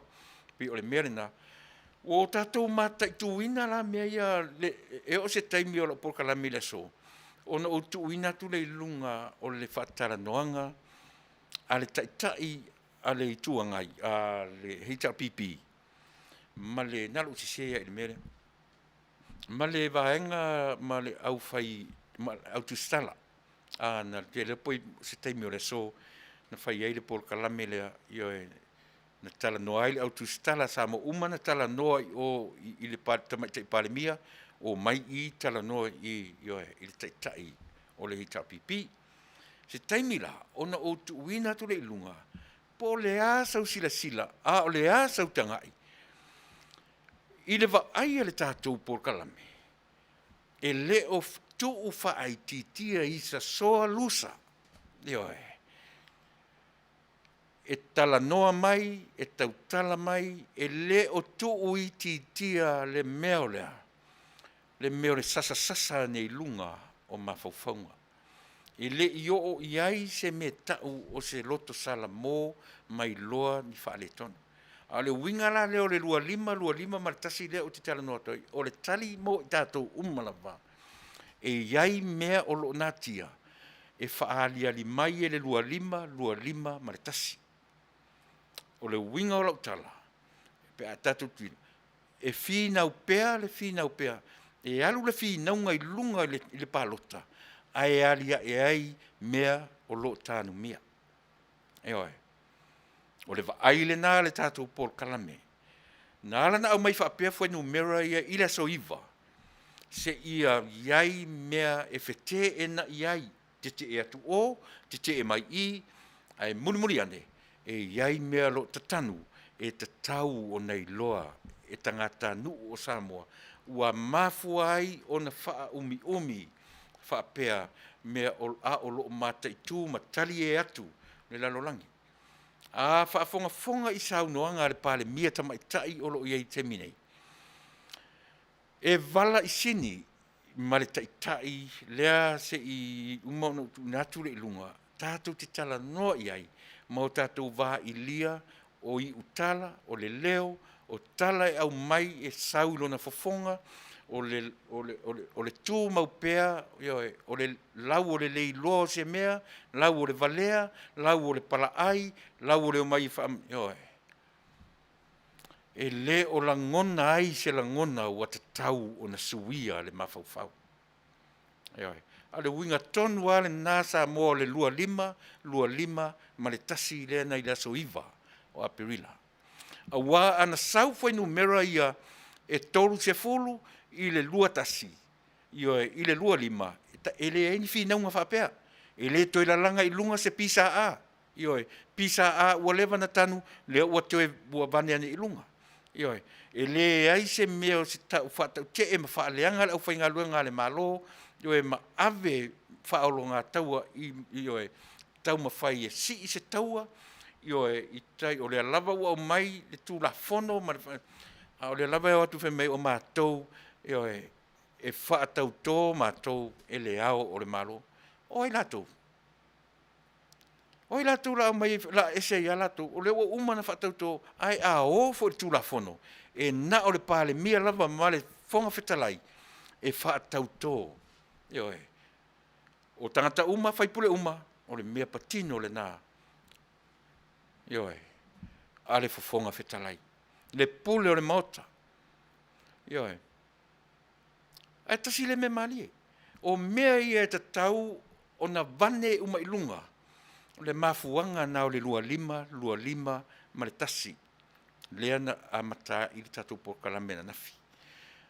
E fai atu le me e wha maunia le tala ma le tala le tala. Ana la e le fai ngā pālota. E sao le prediction ma le mena predict mai e Tuilaepa. Fasa fulu ono i tū mālo o langolangoina latu. E le ai ma se bebesi e o ma le taimi nei. Ioe. Le ai mani mea o lo tu. Ioe. A ua bebesi nei le atu nu. Ona o le lua lima ma le tasi lea. Ai se a na o mai e foi numera ia. E se a mena le o mai ai ioe pe va i te tolu lima ni numera e se se. O le ale mafuanga. Le tau te tilo le vane malia e a ilunga. Le vane malia e a ilunga. Hei. O le ale me tau o LTRA 08. Hei. O le ale me tau le ai se ana la tuaile tama o king fai popo ma whapela i Samoa a tia ilon to lua malan whanau i Australia. Ai se amena le lo tele, la le mena o soifua ma pese, ma vinga ma pese le maliu o ai foi le ngorto malo, o lua ngalau. La na mea li fuana la tu mea umaia e lalo le mea lea o te tala noatua i ati o i Samoa, o le ale mea. Lea o te tala noati lua lima martasi. E iai le mafua anga na whaatu tusa i whapea. Se i whete e na i mea e vane e lunga mea ioe o lo whapea o na tanu mea.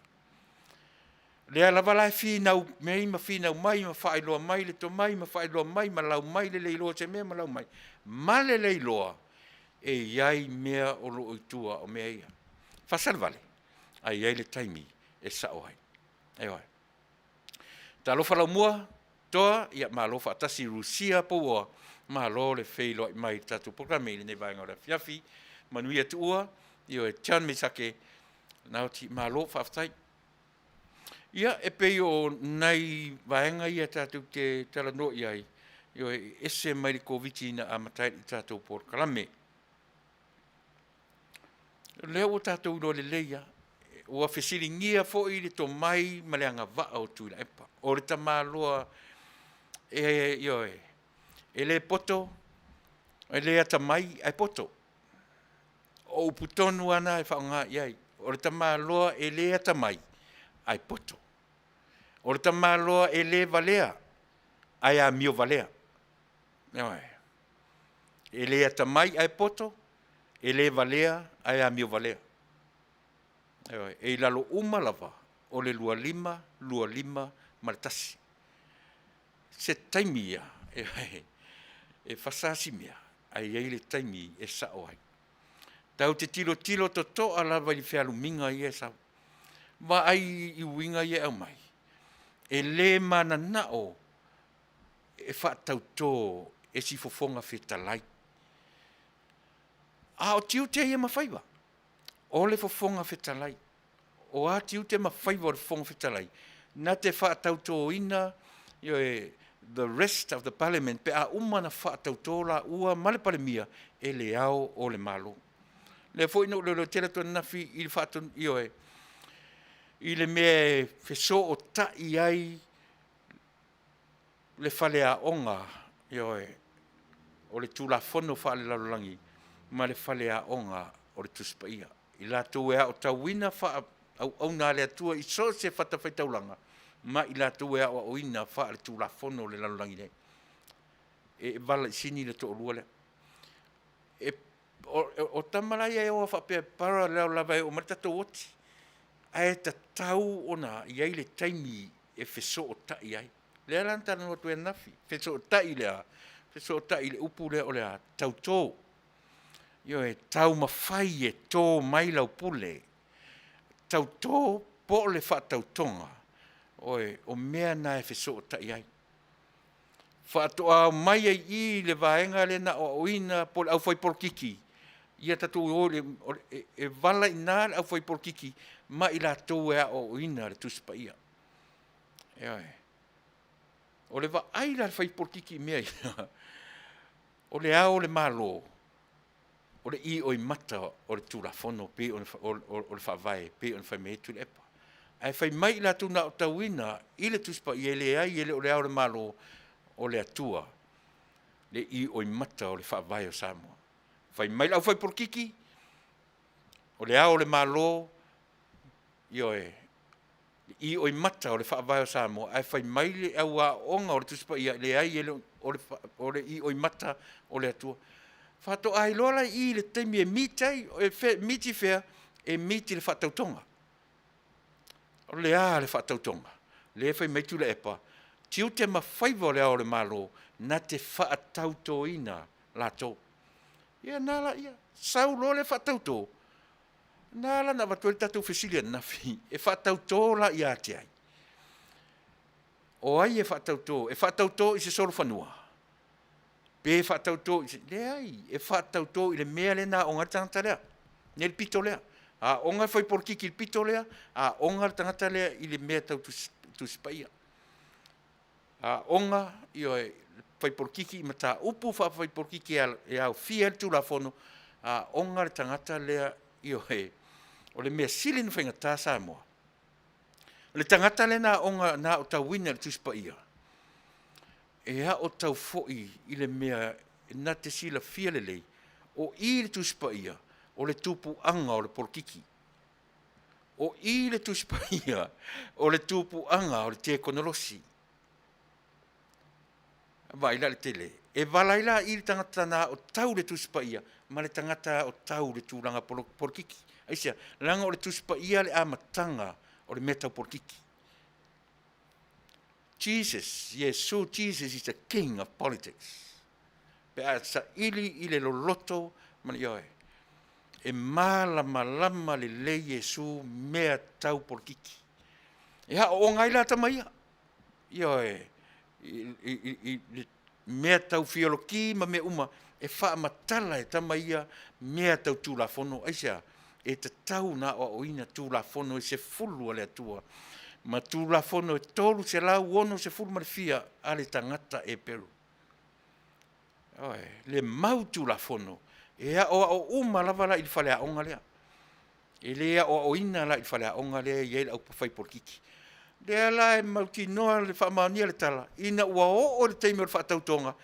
Sau sa o a ifo me arta marea ifo I melea. O lea, e whaatauto sa o lava I le atua, le e whai maile o ori ia, o le whaavai tonu le nao Samoa. Mate e ilo ngase e loi I malea, malea whai porkiki. Aisea, langa e le tautolo I, e uma I o tua o I, le whai rauto e menseninga na nafi. O I e ngata ai le tāpenanga le tangata whai porkiki. Na pepelo mai a I, pepelo atu o e pālota I, totongi atu le tupe o, e o mai loi I, o mai loi I ana tāpenanga wha porkiki. O tu atu I ina ua uman whatauto, o I la le pito lea, e sa vali e loa o ia o le tangata ua auina atu. O ia o le au auna a Samoa, e sa vali e au auna I a Samoa. Na te leto e whai eilani mea pio mana whato sina ina whaitua I. Ina ua liko le mea tatou, o lea ua umana whatauto. A o I la lea ifo ai, le mea, whalea onga I e lua o te tarano atu. E ifo sa o I ina ua whaatino tiu te mawhaiva o lea, o le whatautonga. Na ifo tonu ele I o le tangata whai porkiki, e whatauto I le atua. E le whatauto ina I se isi lava mea, e whatauto I le mele na oa o le tangata lea. Manino le mena e le lei o no tātou. A le lau avatua le mea se I tātou whalangolongo iai. Na ia mwhai o na o ina tātou. O le whatara noanga lea ai foi, a Tuilaepa. Ma le autu stala a Samoa ana nei. Pei uma ana nei tae o na whaafonga le lei I le ngangana. O upu matala, o le leo, o lana ata, o mea o maia e tatau o no tātou mata I tuina. O si mena whaafonga.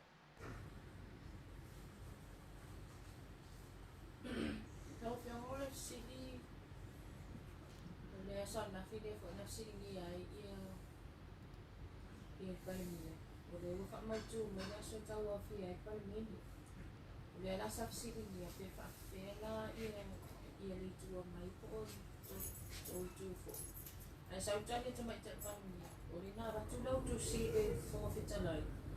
E mana o fa tau to ele au malu ia to mai. Le volau tani mai e fa pe o malu tu la fo. O le wo umana alo ia fa tu la fo no ia fa na malu ala to. Ai o le session na de na fa o tau fi a mapani. It's just a normal session. Le fa ia na fa pula ti le tu se ni na abu. Sa o tu si le fond de like. From not to the fond de like. Lona tu la. O ia o le fond de like. O le fa lunga o le Parliamentary a Samoa. O le si tu tino le o taftor. E tu mua tu tusa le fond de like. Ma le Famsin City. E tutto tes foi le Famsin City ma lato Famsinonga. E pei foi on tutto tassi il Parliamentary. E fa lulu il Fonftalai. Tutto tassi foi il Parliamentary o io fa lulu o le lalale o le malo. O le tulanga la na veila o sili.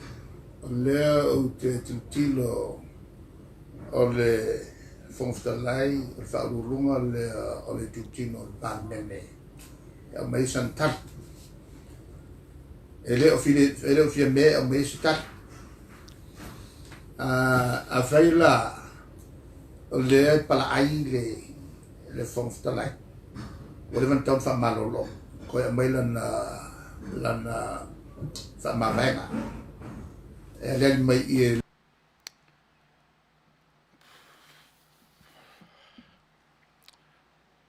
Ia. O le asa whafonga. O le mea mua lawa i le amatanga o le talanoanga. Na fesili ta mai tai tu stala. Po le aso na silifia i le mea le na au mai e le ta mai tai pale mia. I le whaatautonga. O le whai mai ta mai tai pale mia e ui o i le fonga whetalai. Ioe. Ai vai na amata lawa le sunga i a Tuilaepa. Na ave la utusi, peye ave o ia o lo ia i lava le pule o Samoa. E le o mawhai o na ia langona ina, ua se ese maia le mea lea, le mea tau o le taitai o le malo. Fa fofonga le lei i la fonga, ua ave la na tusi i le fofonga fetalai. Pla, pla, pla, pla. O ia e tuto o tasi, o ia e whapea, o ia e mana tua foi a o le uma le whataapea le Parliamentary taruai. Le lava na le i mawhai e le whonga whetalai, o le na whai ma whonga whetalai le whionga ia tole a fua.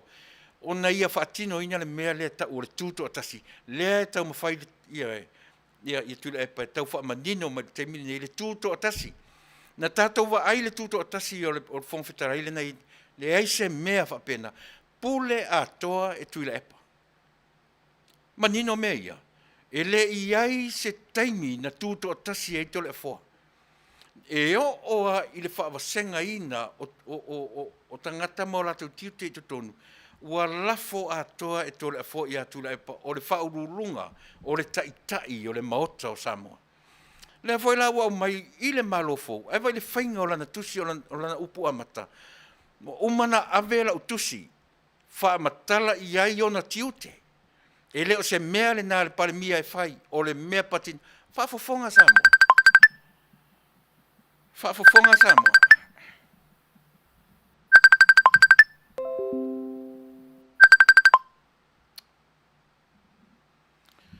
Se i whaafofonga te isi a Samoa i le mea le na a matari tatu. Mena no mana o i lava. U te musu e watu e au no mana o whaafofonga. Nanga o tatonu o isi fo tatu i le whaafofonga le lei iai. Le ala o tau manino le lei. Avelanga ora, avelanga tusi i le fofonga o le maota. E whaamatala i ai o na tiute ma o na whaifa. O la le mele whamatala mai ia i tātou. Ua lei loa le whonga whetalai. Aore ta mā loa o le loia. Ua lei loa le whonga whetalai o na tiu te mona whaiva. E tau whaamatala tala i ai le mea tau o tūto o tasi. Ae na tu o tūto o le whasiri. Na tūto o tasi tole a fōre taimi na iai. Le ai. Ua o le ai atu i a te oe. E le i maua se taimi e tūto o tasi ai tole a fōre. O umai i le pule anga atoa o mea uma. E oi, lena manino na lafo e fai mai, oi le pule le mota, o le fionga le li parmia. Ai sau le fofonga, o le fofonga fetalai na umatu nei. Whawhewhea lan tatu opongi sa i mea. Sa moa oi sa moa, e whaafonga mai o e pongi sa i mea. Leilo whaalongo mai tatu polkalame. Aua tau te o, tau te sāwa wari i le mea o tau fōfō nei. Aisea, langa o i e to tasi lea lotu o mai ma fōfōnga nā. Yo, e le ta tau na se e tia ai lo tātou watu nuu. O a pisa a ua lewa na oti, ua lewa na pala iwi o le pisa a vai se o vai lo to e langa ilunga. O fea ni mea o whapea. Aua e whaafofonga, mele no mana o asa mo se e whaafofonga tonua i le melea. Leanga o i lea e o pongi sa i le tātou watu nuu. E le o manino i winga ia. E le o manino tātou i winga ia. Tō atasi le tangata. Vai uti ngā lava na whai ina.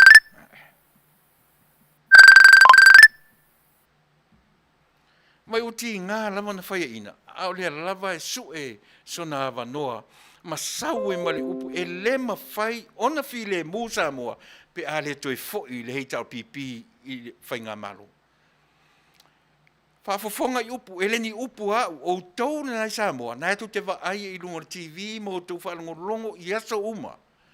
E hoi, whai ma ia TV1, e sea, se ranga le se TV, le TV tu tasi, e hoi, tu tasi tanta, e le se TV le malo. Le ala ona le toi whai ma ia le tu AP le malo, a le o oso le TV tasi lea, ola na upu masani le, po au, o lea. E le mawhai ona while mūsa moa, se ia vanga nā ua toe fo i atu le heitau pipi i le no fōle. Vai e whai e sa soa lusa. Se vai e le mawhai ona whiwhile mū. Ai se a ule mwhai e na while mū. E oi, e vai le mea le whai. Vane atu le mea, e o oa le pisa a o aina ave se le pisa a. E oi, o te ofo ia tātou sa mua sole. Tua i o taofo ape afa. O aina leina tūla i mai le pisa si a nofo le pisa a o i la tau ia na a le fo i o toi a mai upu ina ia ma whai na toi la langa i la tau na whai le pisa a ma mai e toi ave se wha aolo a taua i le malo fau. Vane mai nai tangata whai ngā luenga o le malo e o mai se i tau ma whai le mele. O lea lava sa ili se hawa no e toi fo i ai au mailo ma le tala o le whaolo ataua.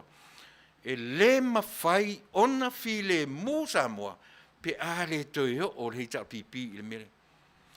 Samoa, o oe o le tangata tamai. O te whaongaina le tamai i a te oe. E le o te le whaongaina le upu poto.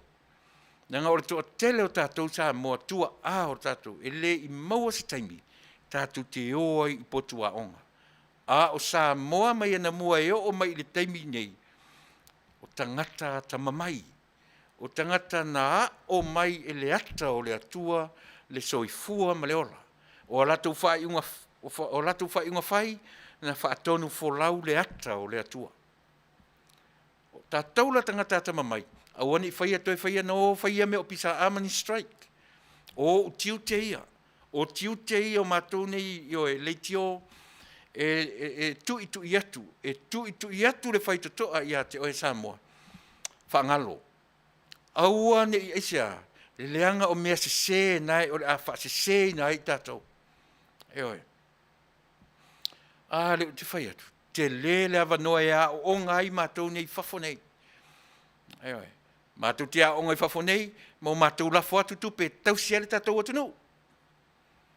Ia manino mea ia, e le whapena o na mātou leo tele atu, e whaasesei nei lau tau upu e lafo mai, e lafo atu tupe, o le taimi matu te lafo, o lo mātou sao le nā, i le a remittance, o lo mātou sao le nā i le ati na e o Samoa, mana tua le upu ati nai, mātou sao le nā, e au alatu te whaitau e sea i mātou, o lo mātou sao, tupe, a watuai mani o mātou langona, o ese ma le wha moe le nā o lo tapena i le taminei, o le a le wha moe, a wani i whaia se strike, a wani i whaavaleaina o tau mea, o tau whaafafonga mai.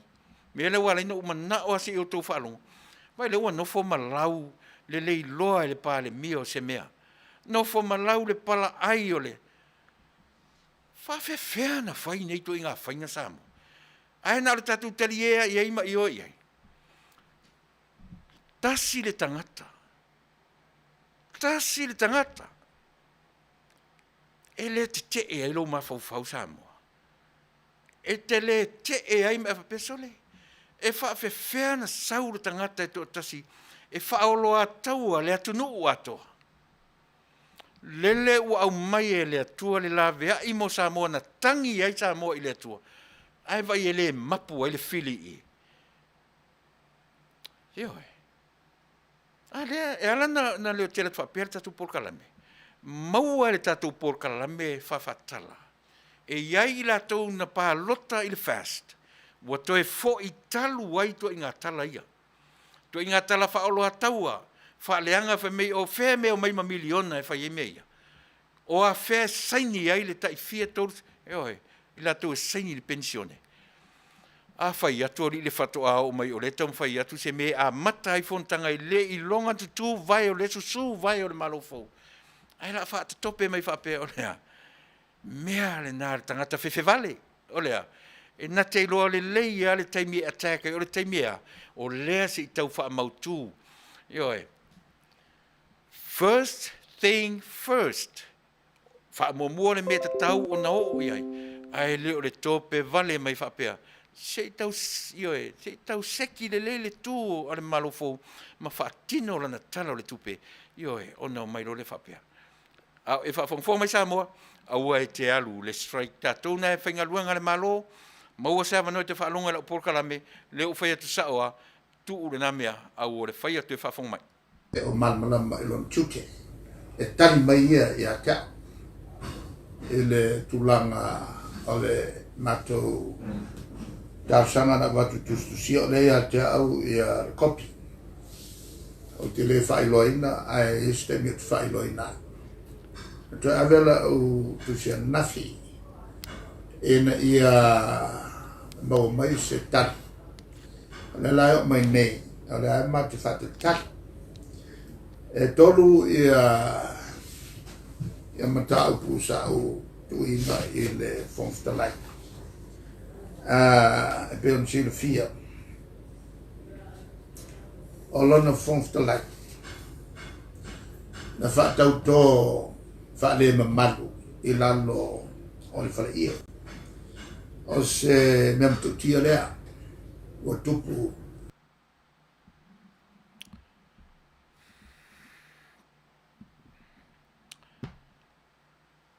La lau whafonga Samoa.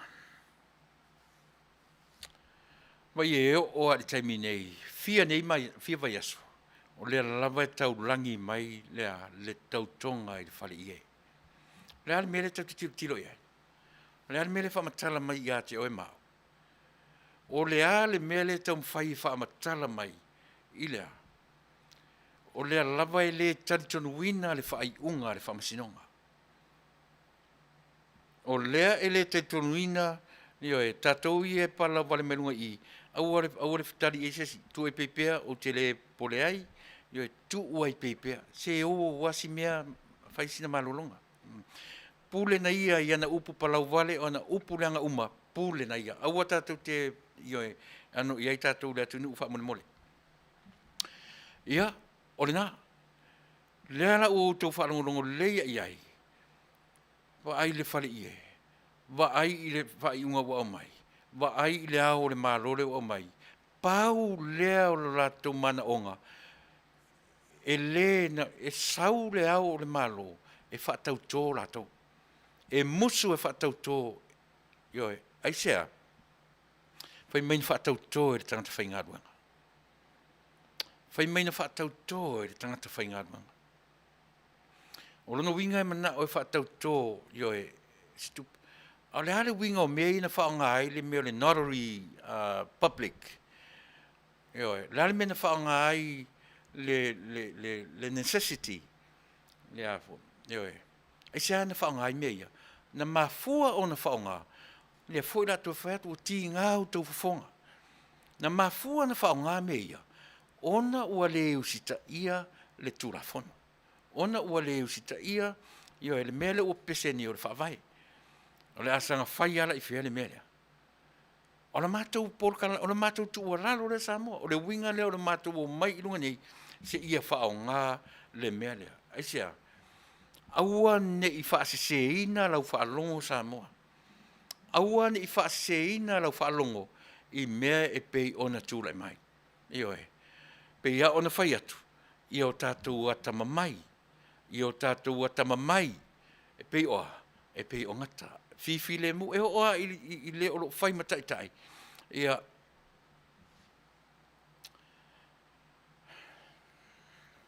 Ole nā.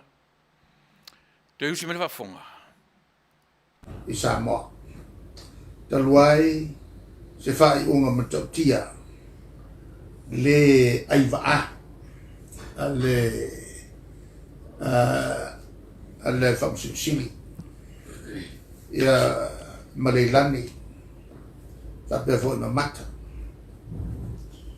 na lesa aveai la o tusi o te sa o fakuina ana ile tulanga matugana ve sui awala tori e ono fatau toi nai mato ne la mai tenu ni le tan mai e le fie me la tan mai tonu e le mamma mo fie me ia ele tulanga le va o le malo male fof de la man pa ben a tonu foi e le mamma mo foi le fof de la ma le va ma le pale bia al faru no al malo o ia fa tu monga al Parliamentary mai io na mana tu te dio ele come fai un po' ave share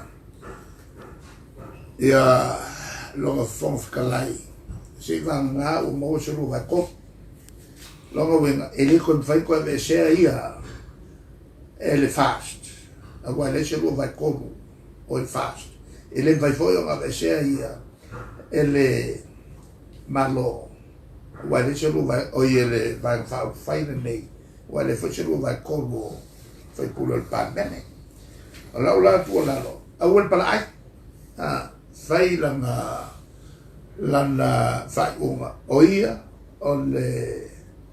ole fonsta lai leo fa como iai ia el pan bene o sa mo malu Parliamentary mama awul palai fucking on QK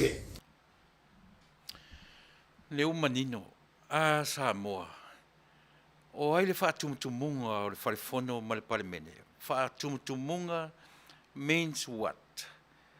O le taitai o le pule o le wharifono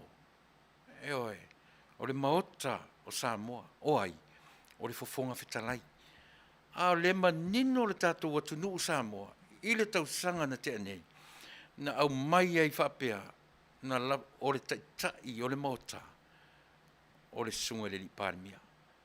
Au ane, a le ua toi pua i mai lava. A le ua toi tau tino, le ai e taitai, le fofonga o le maota. A o mea uma lava i e Samoa, e tie uma i lunga le lua lima, tasi. Ai se ana whaatutusa inu mera i lunga i ina ia mawhaina manino mamala malama se i lunga lava Samoa e manino mea lava nei whaato a toe manino le lua lima ma le tasi e whetau e aela le manino le lua lima ma le tasi ma le loa o whainga pālota lo ioe a le toa lua se fulu ma le toa lima e le se whainga pālota a se toa fitu whainga pālota a le lua se fulu ma le lima. Manatua, lua lima ma le lua ono lima tasi, lima sefulu tasi ai ia sui o pale. A le fautua fo ile a le tatu por kalame I tu malo o fai pule ia ta fili sau no ai le tai o le vaenga lea. O upu a o le alofa le fai atu ai e Samoa. E ta tau Samoa I lo tātou atunu ona mata I tu mawava ai tau mea. Aua ne I se tia tātou I le malu o le taitai au. Whaafafonga le lei upu ia au mai. Whaafafonga ua o mai le pale mia. Whaatonu e lei loa se mea. Whaatonu ia le fonga whitalai o le mauta.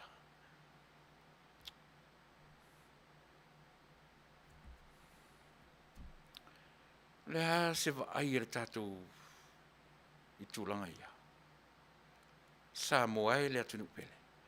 Na ona tu ua lalo atu rapa. Ai se wha umatu le tātou mele e moro le tātou whafonga. O, le si tu e tāua. Nā kasia le ua le e mwhai o ngā vese ai le whaipule. Ua koru fongo so e le fongo ai.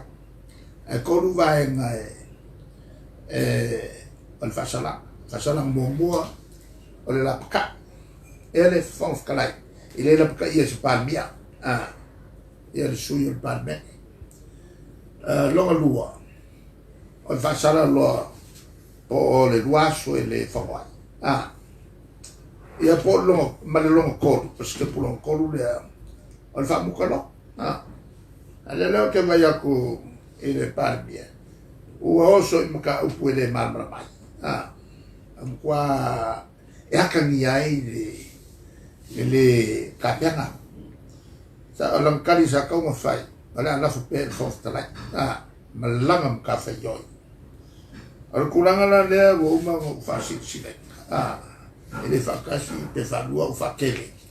E au wai vaenga lea ele mako o whaipule.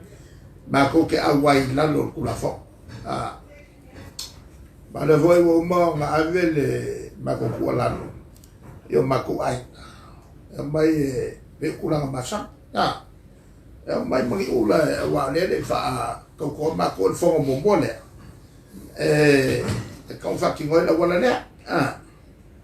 Ya, ma mele ma e mako voi la ai. O tangata o tangata kere o le kumalo ako vai le fai kafia le kumalo ia mai mala ma kumalo mo moli ma ko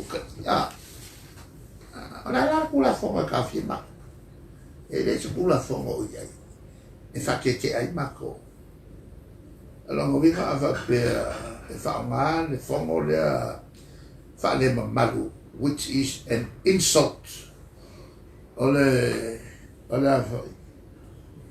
makwa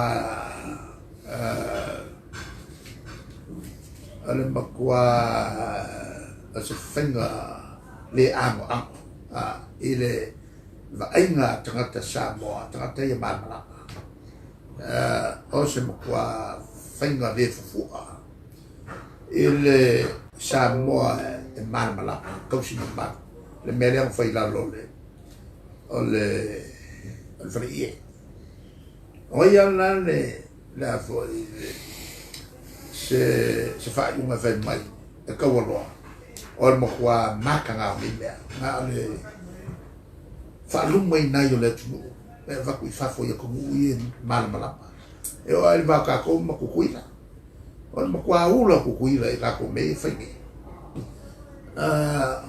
al mele wo ia Samoa o pe ua mokoea da lo o mokoa ka walea ia ko mu fafo il fai uma le fai a fo fa ka ko ai se malo ila los fai o ka mola ile unga ile na fo na fa ka ko ko kilo le ia ile mo me o me fo le va per conflict of interest le fa che ai le fa malo lo ai si isi fa lo no tanga ele tulanga na fa per tanga conflict of interest pon fai ma se ka ya o se maka u piko sili o bawa the conflict of interest them fa o le ngari le o le au fai nga ngale o employees al fast o meu employees e fa wanga la ko ka pu fa tu la fa ma ko kom si se kom ni kom ya pre ala un ke kilo ma ke ile ro ko su ba kala al ka le kom ya le ko le penga le mo le ma la ko ai o me se fa nga ele se me se ma me ko alo walu e ba kungi kau le o fe so ma ba ai ba au le se me vole le se o se fa e ma o se sofa kelo o sa o ai ba au lo o fe ngalo ma mai e fa pa io e sa so ku sa le ya ben o mai o fe ngalo e mai e fo e fa pa ia mo foi il lalo o se fa o fiare me come ia e ma fa o sa mo o le mo qua fa lu mai gola insult. It's an insult to the intelligence of all learned Samoans in this country. Ma kulangan nga le uma on fa lauloina ma ko ke awen fongo le ma ko ke awen fongo awa le se tu la fono ta fie mato ma ko ke awai ile fontanga al Parliamentary ma le se me fofo voleva o Fasa la wina ma sia o fa'alinga malanga fa'alolo ya fie me malanga preta aua ko ke lo ke afi aua ko ke kamo yafi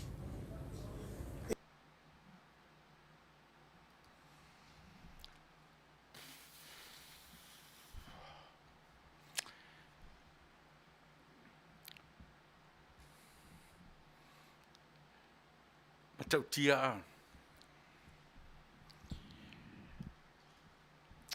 e matau tia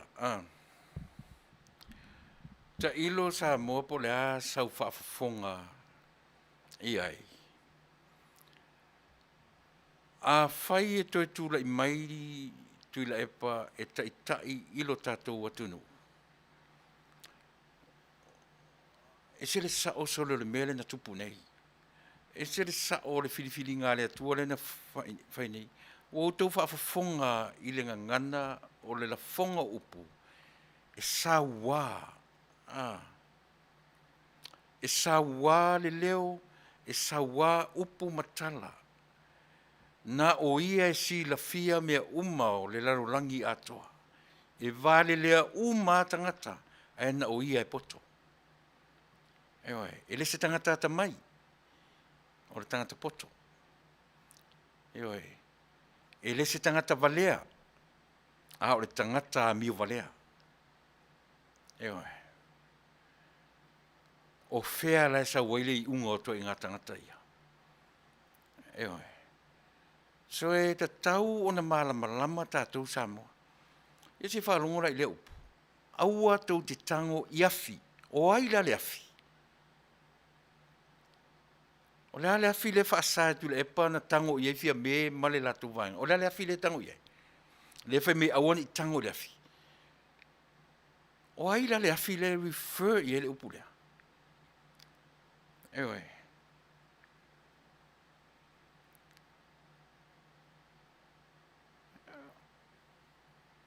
E te tau na tātou manino, e te tau no tātou malama Samoa, ai mai se lava tātou Samoa olo na nofo i le atunu. If I were you, ua lava ni e mafaufau e te alu, e oe. Wa ai i le whaoloa taua le ufai mai, mātou te o. E le se tū la fono e vau iai mātou i le wharefono. E oe. E le se tū la, ai pau ale mea, le ale me tu te oi oi li whaatau tō ina uto. E oe. O le tari sili nana whaingo fie. O le tari sili le nā o na whaingo fie. O no winga, na masani e sa moa. A o ina o atu le si vai, e masani e sa moa na tumu atu te e whaula i le vanga whaupain. E masani e le o atu o i tūmalo, e masani e le wala au o i tūmalo, e o atu e tumu atu tei, e oe, e whaula le toa se furu montu, a e tumu atu e le moto tangata atu e whaula. A ua mawhain whape, o lava u ainga, lo to o lua malau whanau o atu e whaula o tau. E oe, mea tiri nan whaingo fie. A o le nofo la e tatalo le tūmalo, o le ale mele whamatala i a tātou Samoa. E mana o Tuilaepa e whaisona taua. E tupu se taua i lana upu. E oe. E te tau nā tama mai Samoa. E te tau o na popota o le tātou atanu. E oe. E le te tau o na vai iai whai unga whai a Samoa.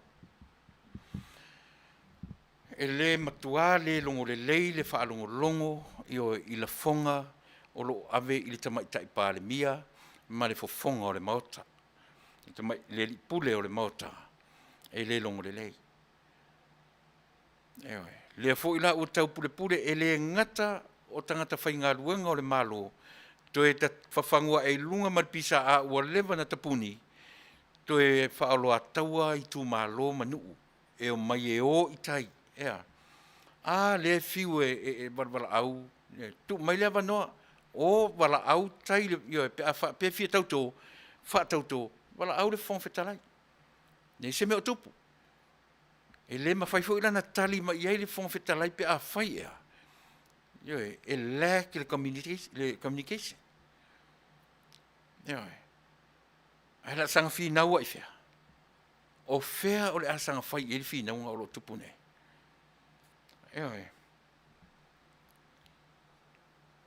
Le nā, o le whautuanga tu ua lalo le tatou porkalame. O tō ia ua toe a matama toe oane toe whawhangu mai le pisa a. Lewa na le eise mea. E sili pe au tō mawhauwhau, toe mawhauwhau lo loto, tuu i le loto le upenga. Tuu i le loto le mawhauwhau o tamai. Ne i te i wā whai nai sisi o tau.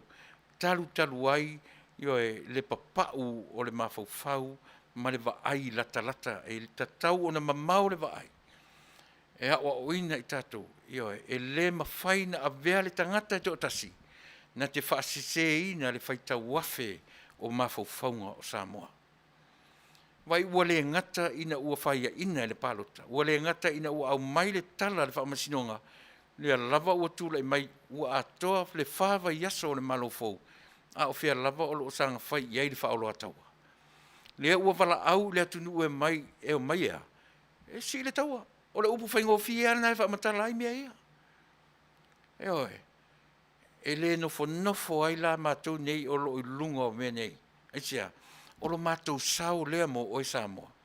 Se i whaamanino nei mea ia. Ia whai atu la mātou whaamanatu ia te o e Samoa. E oe. Po lea lava le me o ia i mātou pe sau se whana u ili whaituto o lea po lea tu ngā mea. O lo tiu te ma lo whaiva taulongo longo Samoa. Atama mai ia. Atama mai ia. Tātou o lo whaia le ngā ruang o lo le au CEO sia o lo ti ngā o te taringa i nei tusi whea aveai. Oa ea nei tusi whea aveai. Oa ia mau tusi whea aveai. Ea o le ale me tau te ave i fua le tusi le pāle mia. Ea oe. Ai se vai e o ai private sector ma me o company tu maoti wa nga i ai au tau whainga. Ai sea, o le mea le ta o le opongi sa o tātou. Ua tupu ai, le ato toa, ma le malama. Te watasi si vaenga lea. Ia matino lau whafonga. Ia ona tatu. Ya, ale kulangala na sili mua lea ua au mai nei. In response to the claim by the Prime Minister that only the members have been notified for the opening of Parliament on the 14th of September. Now it's put forward from 20 to 14 because of the premature proclamation to New Zealand of the date of the opening, the first date that was proclaimed by the former AG Brenda. I can see that the government has now switched over, put it forward to the 14th. But the added comment by the Prime Minister that we are not qualified, I have to remind the Prime Minister that we will attend because there is no law that will prevent us from attending our first meeting in Parliament. It should be recalled that we have yet to be sworn in, and we did not attend that illegal and unconstitutional swearing that was done on the 24th of May according to the Supreme Court decision. So we have written to the Speaker asking him questions and giving him 3 options. That was about 5 days ago. I sent another reminder yesterday, reminding the Speaker that he is the head of Parliament in exactly the same way as the CJ is the head of the judiciary branch, and Fieme is the head of the executive branch. The Speaker is therefore the head of Parliament, and he is independent from the Speaker and also from Fieme and the Cabinet. I reminded the Speaker this yesterday that he must remember at all times that he is the head of the Parliament branch, and furthermore, he cannot be removed from his post because FAST doesn't have a 2/3 majority to achieve that, and we do not have a 2/3 majority to do it. So this is one of the conditions for a Speaker to remain independent. I see that Fieme is responding to me. She is not the right person to respond to me. It is the Speaker that I directed my inquiry. I sent a second reminder yesterday, and this morning he still hasn't responded to me. So we will attempt, and I have announced that very loudly several times, that we will attempt, because we are members of Parliament. And the only way to remove us is in accordance with the law. Only when we are absent for 3 days that the Speaker can exercise that privilege or the sanction. But the sanction process is in 3 stages. First, a warning. Second, a penalty, probably a day or half a day of absence from the House. And also the third one is to be kicked out of the House. So Fiame is unqualified to respond to the question that I raised, and it showed her lack of understanding of the Constitution and the standing orders of Parliament. It should be reminded also that up to now, all the members, I think 7 of our members now, MPs have been dismissed by the court. But the process for dismissal is finally completed when Parliament formally meets, and the CJ reports to Parliament the decision of the court. He has not done that because Parliament has not met. And only when Parliament meets that the Speaker will then table the report and the certificate from the CJ announcing the formal dismissal of an MP, that the process is completed.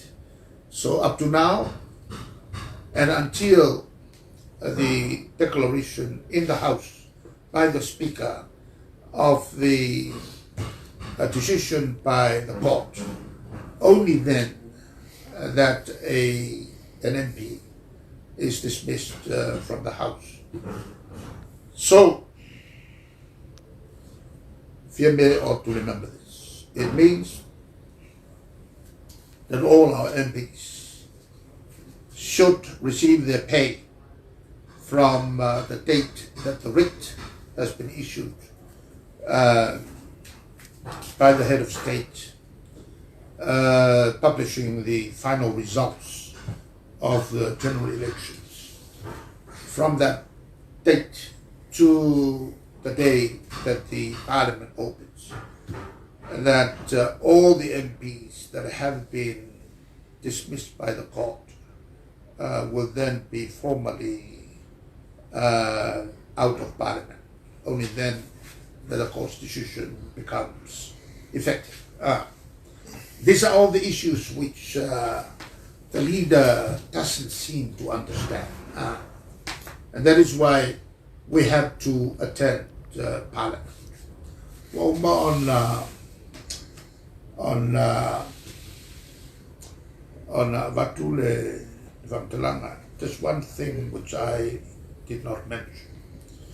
We have already announced, in accordance with our culture and traditions, that our families will turn up en masse to Parliament to Kalen us a day of joy. And since in the district everybody is related, it means all the districts will turn up. There will not be enough room, probably 120,000 people. And we will ask them to line up from Parliament up to the town clock for space, because this is a historical moment. It's the first time that our process in Parliament has been changed by a decision that up to now we cannot understand. Okay, thank you. Thank you. I see Fayuku. Oh, you I see Tau. Prime Minister, Tuilaepa, esa noa papia idea. Aramenta toba inga itamu fatau tu le malu. If they are able to get their own employees to swear them in, why not? The head of state. He is much more dignified, the head of state. And That's what if they the answer. refuse? Huh? What if they refuse to allow the head of state to swear in the members? You know, the head of government can only advise. That is another big misrepresentation and propaganda enunciated by none other than the chief architect, the woman advisor, that I advise and direct the head of state. You see, even I and the AG and the clerk and also any official in government, when we offer advice, it's only an advice. But what the head of state does is his own decision. And proof of that would be confirmation from the previous head of state that I never directed him to make any decision. Every decision that we are to do was his own decision. He asked for my advice, but the final decision rests with the head of state. It's a very simple, common sense issue. But even all these so-called educated lawyers, etc., they miss the point. Pure common sense. I advise, but the final decision is the prerogative of the head of state. Ole taupule salanga. Vapea. A vapela pe a papetela pe a fai a foi.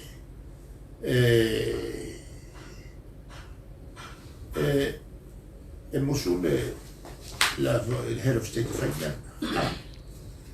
It is a matter. It is a matter ayaya. When I pawan me on the fautua, papena uma ia foi leiti. Le foi tua ia o palmia ila fautua. E fai fautua. Ai, ele se pule.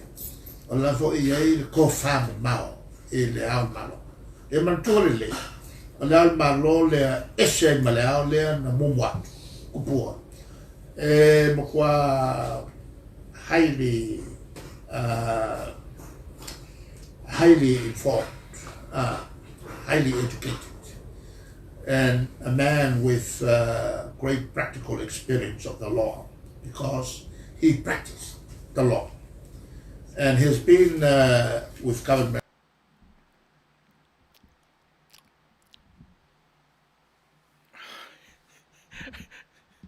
Sorry. Yeah. Se kaukoma te isi le tatou whaalongolongo. Le o tatou o mai I le mea le ua nofo mawhai le ua whaatusa ao o le malo. O le alwhale a onga le ua mai I mo tatou. Le ua whaatusa e Tuilaepa ao o le malo. Whaatusa ia tui maleli whano, ia tupua tamasese.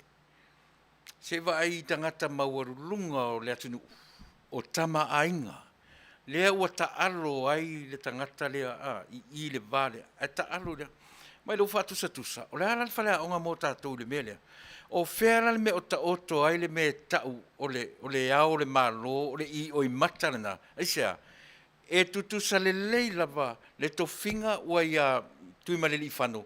Ma le tofinga na iai ia tuila. O le halal me le whamatala mai ia I tātou. Na le fia ia tupua. No foloa ma vese tupua, ai tu ai lunga I. Aisea, e fōringa maila. E le sawa na me ia tupua, ai sao I ia tuimaleli whano. E pau le whanonoanga o le tātou porkalame. Se o tama a inga mea sole. O le whaatumutumunga o le I, a vela I upulea I oi mata o le tangata Samoa. O ana tama a inga. Ai vai leta alo I tangata lea. O le awha whenei o na whaimea I Samoa. O le awhawhia nei ona whai i to i ngā tūlanga lea. Wai le ta alo i le tangata e leo se tama ainga. Ai ta alo i tama ainga o le me e ave i ai le whaaloalo a le tangata Samoa. E whaima i oi mata o le tangata Samoa. Lana tama ainga.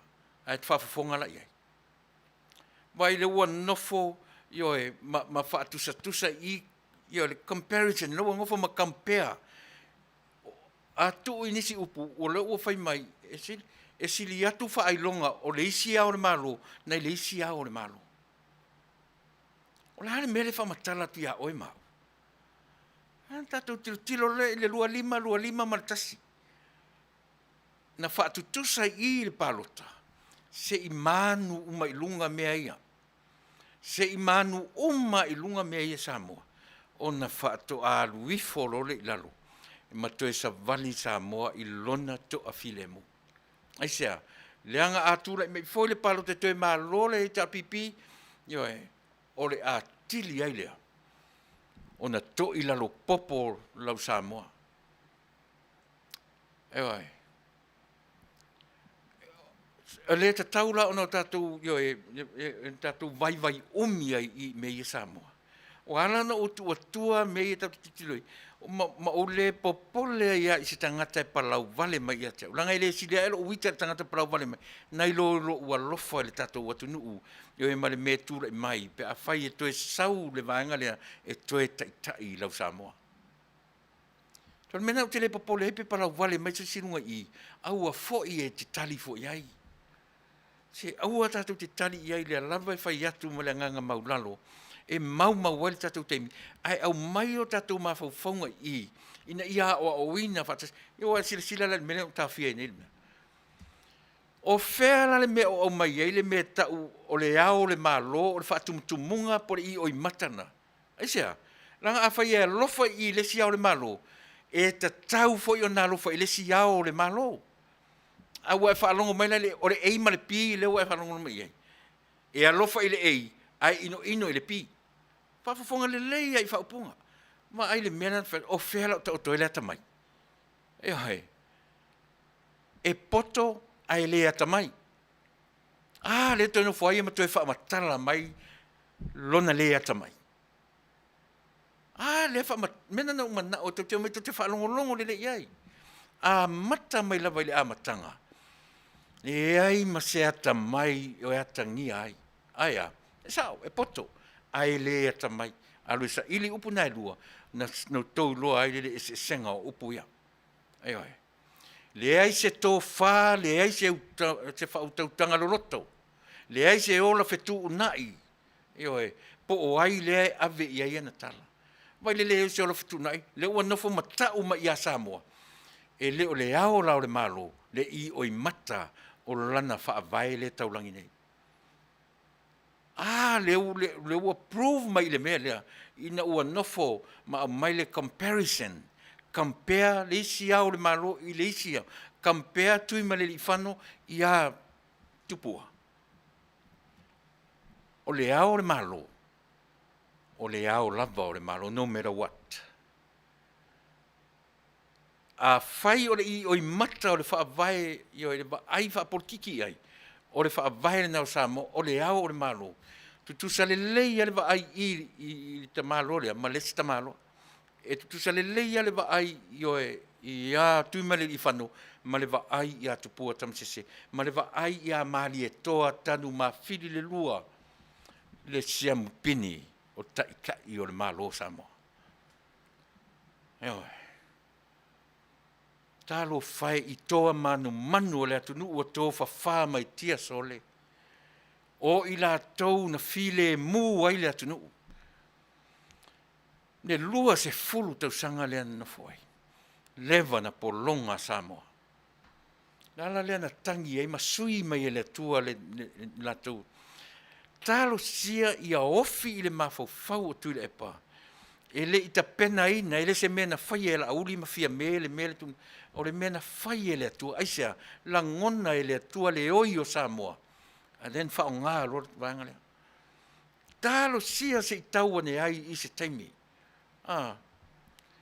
talo sia se tau nei se taimi le mafau sole.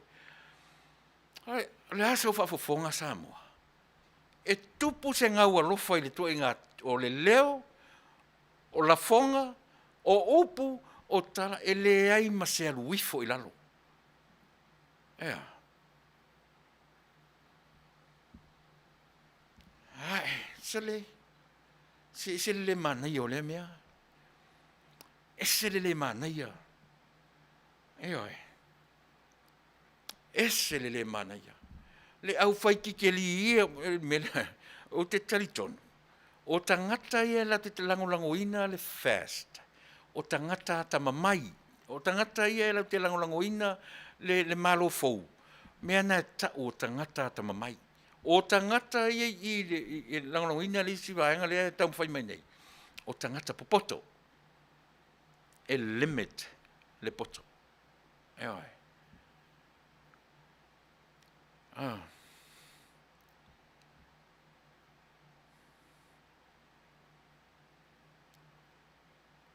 Ah. E alo le poto tangata uma. E vai wale ngata e ala fo ina nanu i.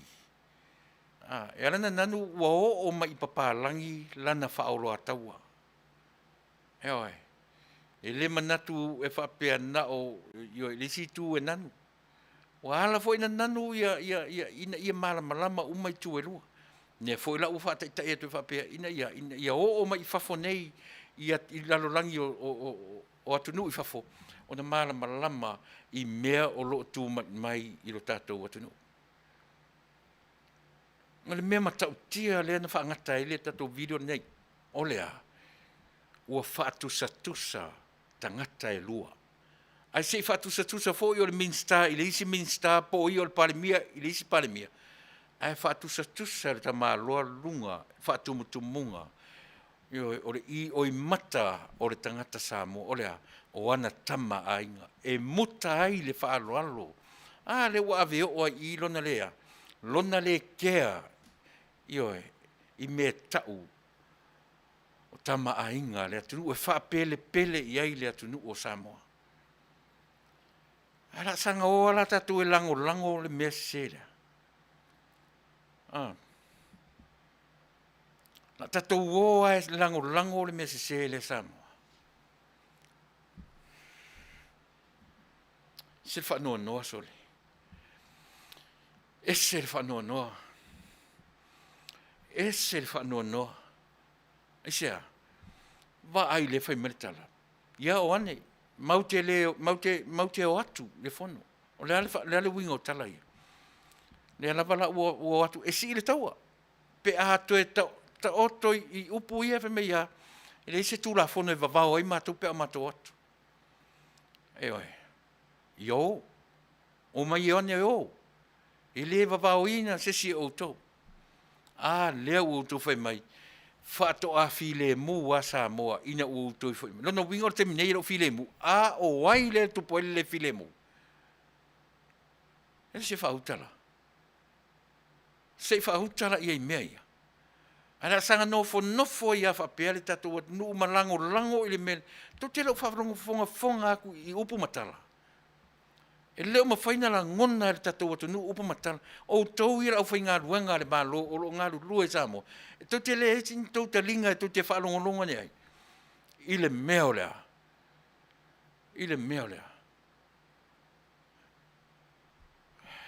Tau wha matau, wha olo a taua, tau mawhai e whai sona taua.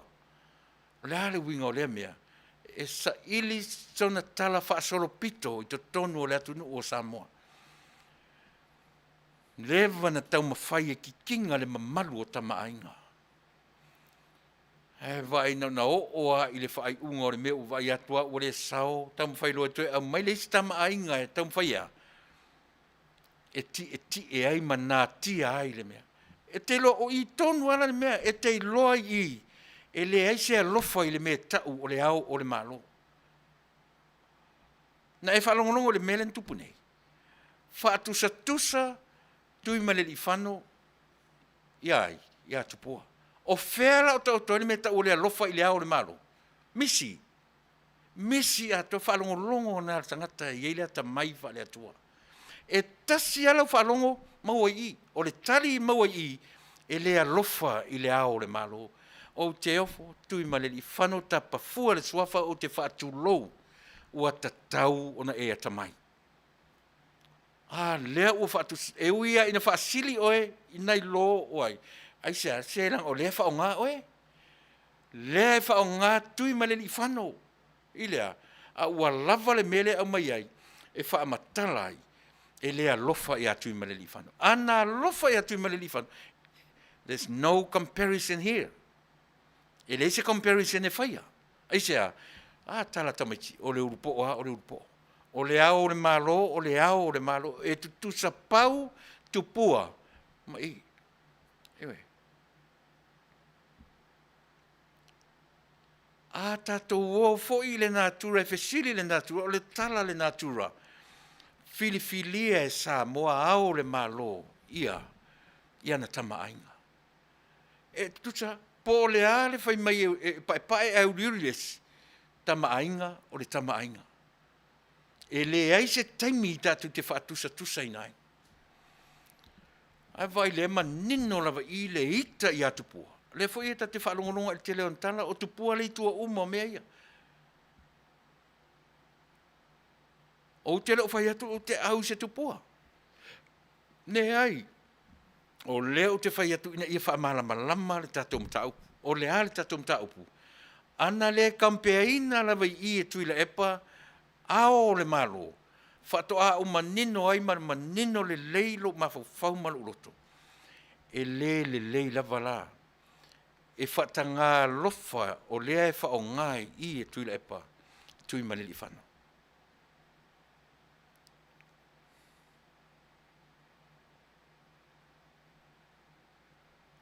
Eoi. Vai le ta alo le tangata. A normal person i tama ainga a Samoa. Ai ta alo ai le tangata e lese tama ainga. Oh my goodness. Sorry. Sorry. Lasa sila Samoa. E te tau na whaawau le whono a le pisa aare nā tau mai Samoa. E te tau o na whaawau le malama o tangata ia o tau o CEO ma ACEOs. Te loana whesili ma tangata ia te au, whai mai i le whai unga le na whai i le CEO o tupe. Ma ai la auto, na ngata i le aso mua. Ewe, mai le wanga lomatu. O le isi taimi, na utala noa i le mea tau o le alofa moni. Ewe, o le mea tau o le alofa moni. O le decision making ua sao o na whai. Mea tau o le alofa. A e wa aila le decision making na whai e le minister tupe. E ta otoa i nā le mea tau o le alofa Samoa. Mea tonu na ta isa ua sao le whatatau. Ua sao lana whai unga. E te loa. Te lele awa na tuu iai. Tolu vai aso ai whatoa awe eri tusi e au mai ioe. Ai ana o la tau lena iai. E au mai a whai a roa i le aso mua lava. Ai o inasa tau na whai. I loo le tatanonga. Vai aso mua ta tau na tapuni ele awa noa lea. Ai sea. Tau te tala noa e tala noa mai le natura o mea ia i tātou. O lea le tala noa mai le natura. E le silia e le alofa o tama lea i le minstao tupe. Pe silia e lo na alofa ia Samoa na i lo le manawa na whanau ia. Tala noa mai le natura. E le mwhailan se le tala noa mai le natura ia oi ma. Ua lewa lana tau na whai unga. Ai vai lefto a whai unga le minstao tupe. Lewa na tau na whai unga. Ma o inae ta oto ai me ta olea. Olea lofa i a Samoa. O tau ia tau e whai le pisa ama o tau ia lunga i. Oki a koki ke lia ka konga iai. Mea moni ale o te whai atu, o lau challenge o le ia o tau. Aisea, se au tu whai unga. Le se lofa o iai. A e malama si pela le upu e tau o le ala o faa. O le ale me tau o le alofa. O le me tau o le right decision making. Sao lau whai unga e whai. O le whai o lau tusi, ma ta saini tangata whai ngā luanga, o sao lau whai unga nae, o ele te whaafonfo mai. O sao. Mea lana tau o lea, o le lea lofa, o le lea ma fau. E te lor me tau o le tangata le whau minga o le upu, o le lea ma fau. O le le e na te whau poina le upu le ai. Lona winga, le ai se ma fau. O lona winga e o lola nota tau po le ale tikiri ke tau whai e lunga. E le ai losa o ma fau. Se o mau decision making. O lona winga e whai mai le tingi po o whai unga ta ua. O oele te tau a ngai le pisa a. Se loa o decision making, se loa. Ea, le nā. A e fesili po whea me o te sau e malmele. Le la lau whea te ati oe. Le atua le wha vai e Samoa. O le tama loa, nai loa, o le lua i loa lava lea o lea lofa o lea tua. Lea e talitonu iai ma wha vai i e Samoa. Le i asisi mea na mua muai lea lofa, le loa o lea lofa, o lea tua lea. O lea, o langa decision making. Na wha le tonu lo le lua i tangata. O i nā lava na alia e ai le whaai unga a lofa a le atua. O lea, sau e whai matangata.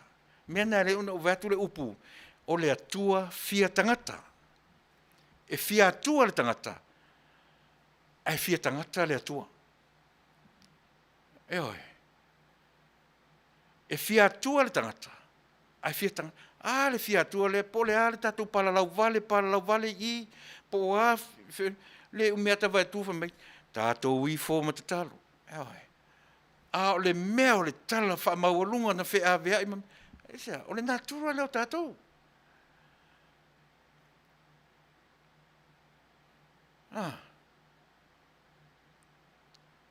O le natura leo tātou. Ai vai lea lofa o te malo. A lofa, whawhenta tau lo lea lofa o lea tuale. Muli oma e muli tau le sa tauro. Ai mua whaila na decision. O le ale decision na whai. A luifo. Tu ua le no whaali. Ai luifo e liu whai matangata. E whai ma oe mau. E loa tangi, e loa ita. E loa le fia i mea ia tupu mai. Sau o le tangata a toa se lau pasene. Pe ia oe mau. Le mea le nai whaamatala mai iai. Ia i tātou le mea tau lea. O le sa o le decision making. O e lea le minsta o tupe malau decision lena whai. Aua e te pala ai.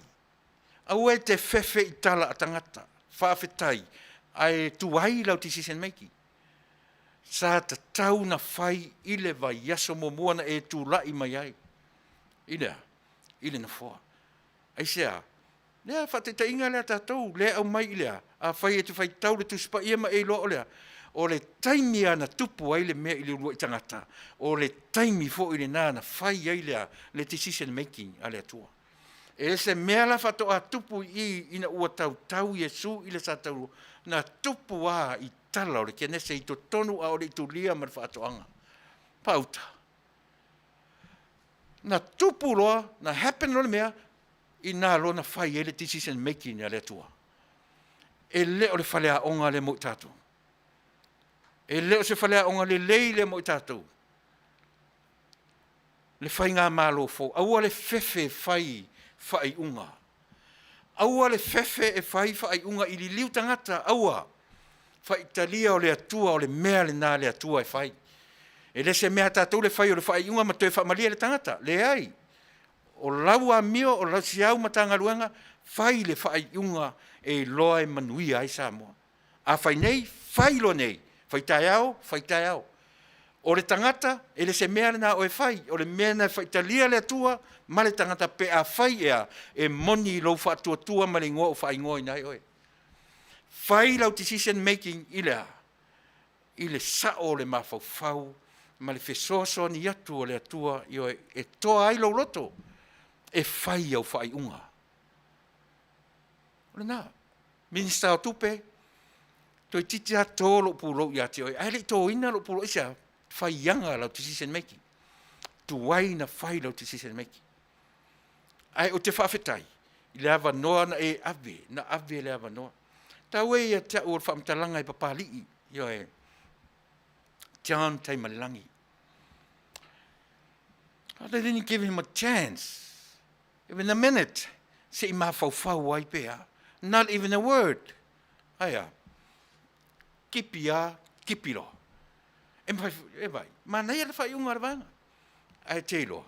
E le ta taurana mai apply mai. E sea, lenga iai mea witness. Ai witness. Lea la unga ngana mai pali I Taimalilangi.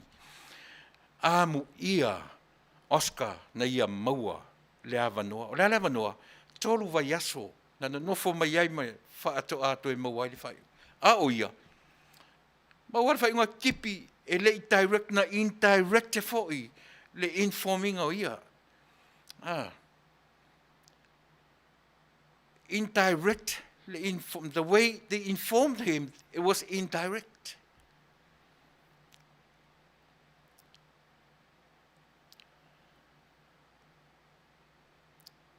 E lei avatua se fai unga whapea a mea avatu I te oepa li le lua aso tō lua aso se I fai se ioe. Le aina kipi moku. E le o se whaalinga tonu le mo tatu. Ai la mai nei la tamu whai o mele me le whapea mai a ma le malofo. O mea ia te tauna o inai tatou. O mea ia te tauna o inai tatou. Mai o te leo mawhai a ona o whai atu e whaleanga stat. Tau te o saoa I le issue. Tātou te o saoa e tala noa, issues, ma mea o lo tūlai mai. E oi. Ale whautuanga fo I lea I le tātou mālo fōu o lo tūlai mai I le taiminei. Alo lofa. O le mea e tau o le lofa. Not about our emotions. Not our emotions. E leo emotion, e leo tātou whaalungona. E fua I ai le me tau o le alofa. Ai fua I lea. E fua ina ua sao le whai unga whai. Toi tepa I le tala le no avatua. Tau te toi fo ia I le kenese, ma tala le kenese. Na vali mai e ina le tau o Yesu I le sātauru. E le I whato a tupu I tala ale au whai evangalia. Na vali mai ai le kenese. Tala o le kenese. O mai e pule o lua le whaatoanga lea. So se mea se bao so se mea. Ai so se mea. Ai tasi le mea aua. Sa aua ni pai ai o lea. E ave le ai a ta tau le tangata e fili ai. E ala. E ala. Ele mana ia le nā mea ua whai ele atua I lana urua I tangata. Ele mana ia. Aiwa aia. Ai a watu folo patato ele tangata. Le mea tau o le alofa. Ana o e mau. E na ona se na ona luatua anu whapera o ele te alatua e whapera I oe ke roari atamu. So le se o eli ua uma alofa ia o eli. Se vai le mau mea wa uma la au o le vao, mai o le sami ua waki ke sa o loto ai, e vai o le mena Fasa ai, o e pai. O e li se longa mkuase, e upo le lalolangi o ave iai. Peana tatu, imagine, o e la le ua o le atua, le ua e latu ne ua uma na whailau folanga. Ewa sau e pule oi mea o le tawhatoanga, pule sa o loto ai. Ai a lofa mai. A lofa mai se uso foi. Mai langa o le mere, e te pailo I ai. O le mea pele I ata. Ai o ka io, se au ke popole, wa lelei. Io lai. Sole. E le iu mai le tua o le atua, sole, ai fai mai sole. Ma lie lo loto. o whaahososo mai au le ngata. Eoi. Ana o aula. Pe ana o Tuilaepa foi. Eoi, ave ai malo tina a Iosefo. Ana o Tuilaepa foi. E le lope whai ai ina. Ai wa aila i lea lofo le atua. Ma lana whai unga na whai. O oro i ke nese rona tolu una ua uma tala o le fofoanga mua. Sau i ke nese mua tau i ke nese lua lona whai upoi wha. O inae umai tala o le uruai fofoanga. A mata mai le tala lona lua o ke nese ma le fofoanga lona lua. E a mata mai le whai upu le wha. Se i tau. So o lo ma le whai upu e tolu. O le uruai anga sala le tangata. O le urua e ngasala le tangata.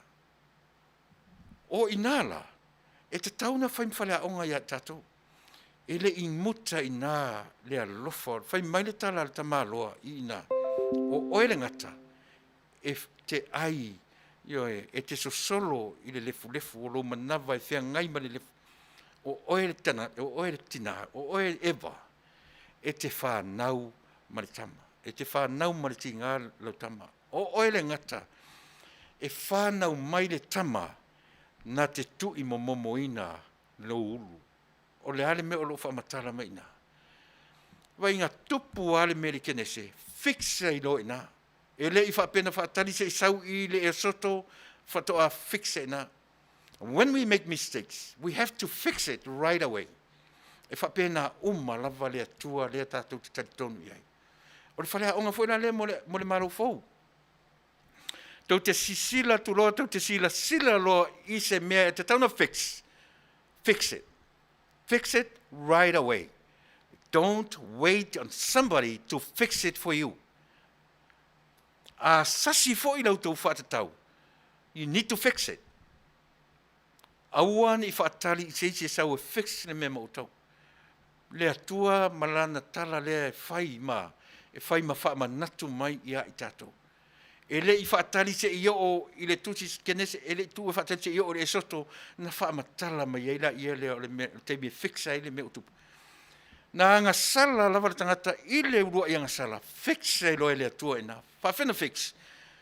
Ta pena mai e ina le tama, le tawhawhine, na te tu i momoina le uru le ngata lea. Wai na vali mai le amatanga i tausanga e fia ma fia afe tausanga. Ai whatoa tupu i lea. Whatoa tupu i le toru se fulu ma le toru tausanga le matua o Yesu. O le toru se fulu fo ina o le ka lena le tau te taritonu amata mai le 0, 1, 2 toru su ma le toru tausanga o Yesu. Manatua. O le ka lena le tau te taritonu i Samoa. Eoi.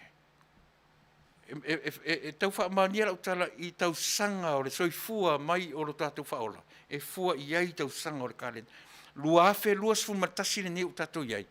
Lua afe lua se fulu martasi le nei o le matua o Yesu i la le tino pe ana whaapea o soifua mai i le temnei. Lua afe, lua se lau, lua tasi. O lea, meleni uma lo na tolu le nei o tātou iai. E fia tau sanga i le meleni uma. E fia senituri i le meleni uma. E tasi le afe senituri tasi le meleni uma.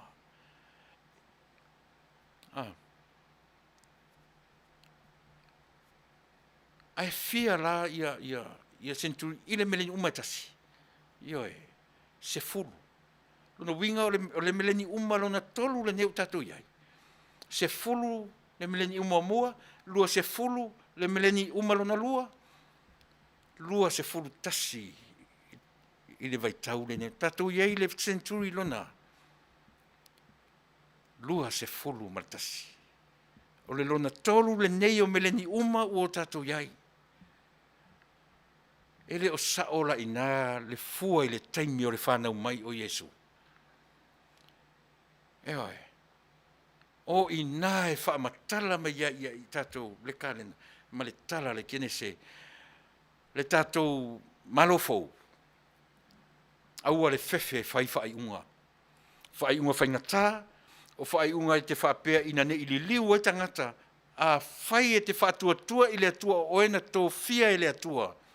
Whai le whai unga i te loa e atangia i lea lofa i a Samoa. Auana i whai e tusa o emotions. Tātou te lo le lei a le tātou tai o le tangata e tumu i le lofa. Ioe, le tusunga le tamai tai pāle mia. A le whautuanga le tātou porkalame. Fia me, le o lilo i la lo le wa ai a lo atunuu. E whata mali i au whai unga e whai. Ai o le whata mali i lea. E soli e vai o tangata e ola le tū whanua. E tū whanua mio. E le ma whau wham upum wham talanga. E a watu fo i lai le atua i a te oe. Le loto tele toa ai lo loto. E whai unga e tatau. Aisea, lenga o le alofa o le winga tonu le nā o le alofa o le lau decision making ua sao o na whai. Na, loto te tele. O mai e o e sa vali i le vāo luko whi ai. I au tau ata mamai e pe o ngata fifi le mū e pe o lupe. Eoi. Tāta tu pese lea. Ia, o na fui mai fui lea, ia o fatu. Ma watuel vanga muli o le tātou por kalame.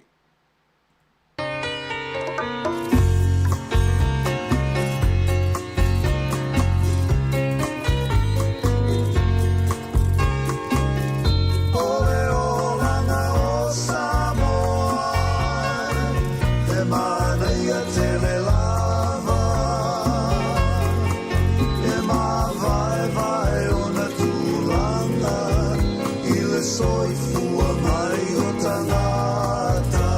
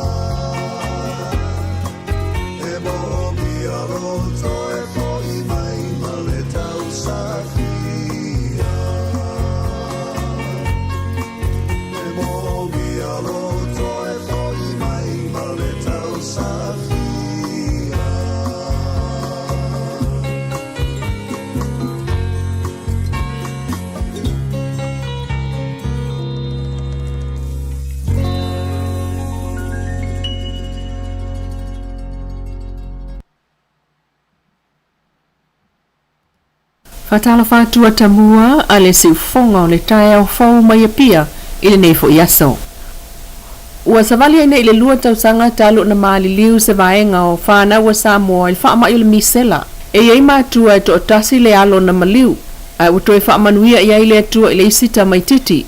E iei fo i mātua e to olua pe to otolu na maali liu. Ai wafoa i fo i iai e le atua tamaiti e tasi pe lua. O le vai so nei na feilo ia tuai e tamua alau si ufonga o le tai au fou i mātua na maali liu i alo le vai tau o le misela. Ma moli mawina ai. Le ma ewa wha manianga ua maua nei mātua.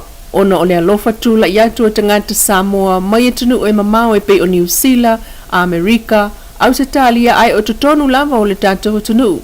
O wha manianga e au fia i le fua i le tua i le whanau fou e to alua. O leisi ua tausanga ma le afa le matua, o leisi ua whatoa afa tausanga le matua. O le si o mango le ainga i maota ma whatoanga ua tau wha i lau isi usi. O tonga talo ma whai. Ai o le file mu ma le fia i oa o le tino ua iai e sili ai ona si iae le la ua whaaftai. I le alofa whaali ali o le atua ua tafi e se ai ti ngama ma whatianga. Talo na mali liu whaatasi si ala whanau i le vaitau o le misela. E o mai nei, ele oiloa lava pe o le misela na mali liu ai tamaiti pe o se isi siyama i le whaamtalanga mātua.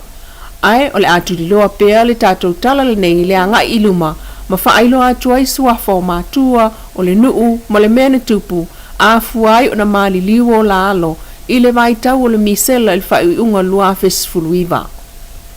Ai nisi o tala o le whaamoe moe o le Parliamentary lona sulfitu a Samoa ua iei nei ia whaatau tō whaipule le HRPP.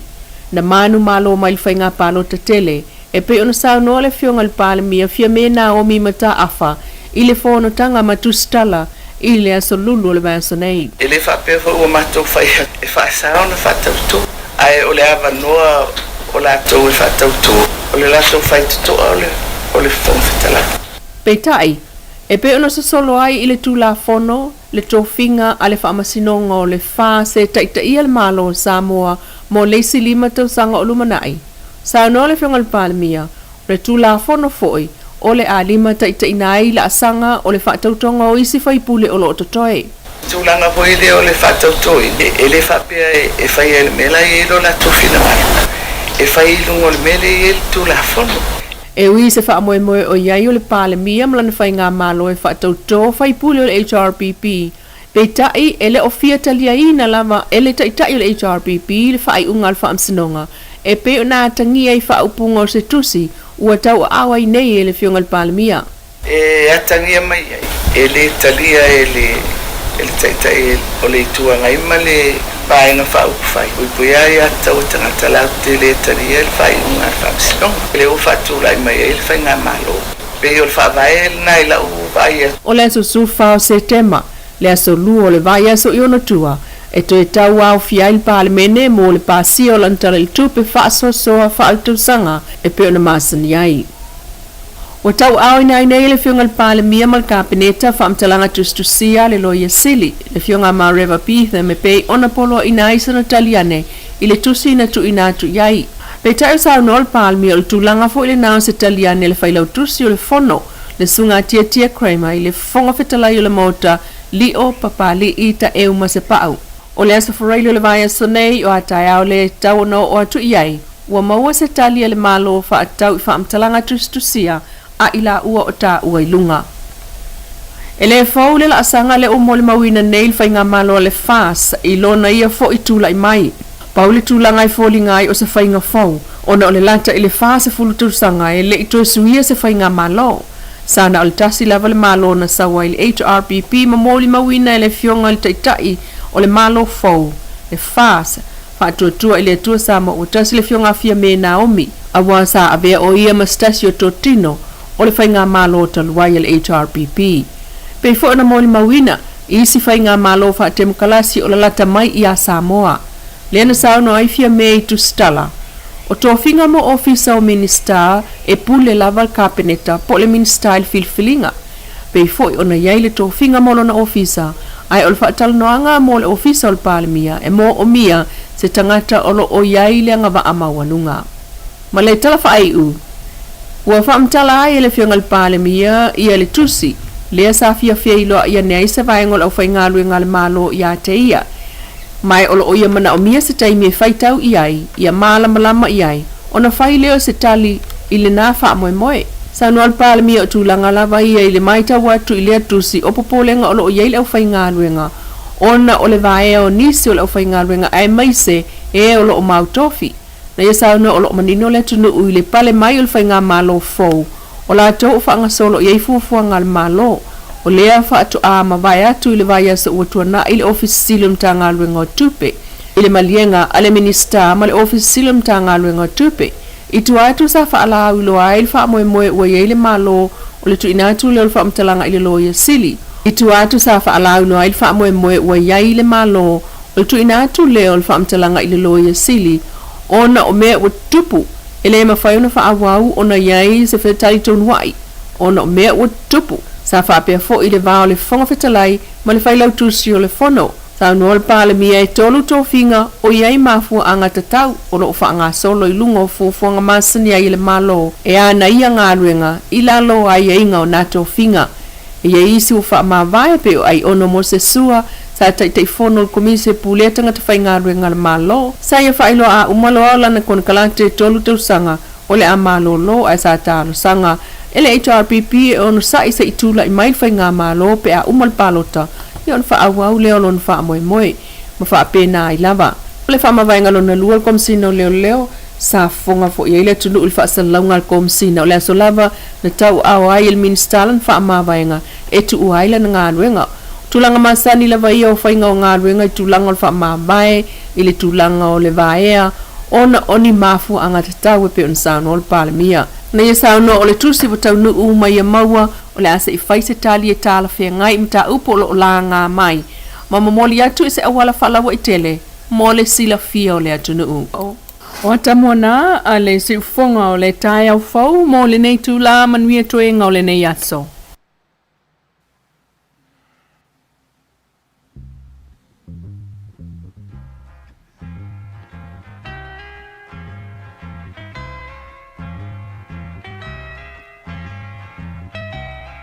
And it keeps right on the hurting since you're gone. Ooh, I cried myself. Our Rupios Tuna Market i te tonu ore ai o Long Beach. O loo mawai ore tau mafa Samoa, tale mamoe, supo mamoe a paparusami. Ofu parusami moa tunu masi usi upipi. Sapa sui, so sisi, povi masima, talo mafai. E whamaria ino no loto pa e fi oto matala atu o a au. Ile El Rupios Junior Market i te tonu ore ai o Long Beach ile limalua tasi o Long Beach, California, iwa o valu o lima. Telefoni 522 tasi iwa valu valu. Every minute of the day, every hour you're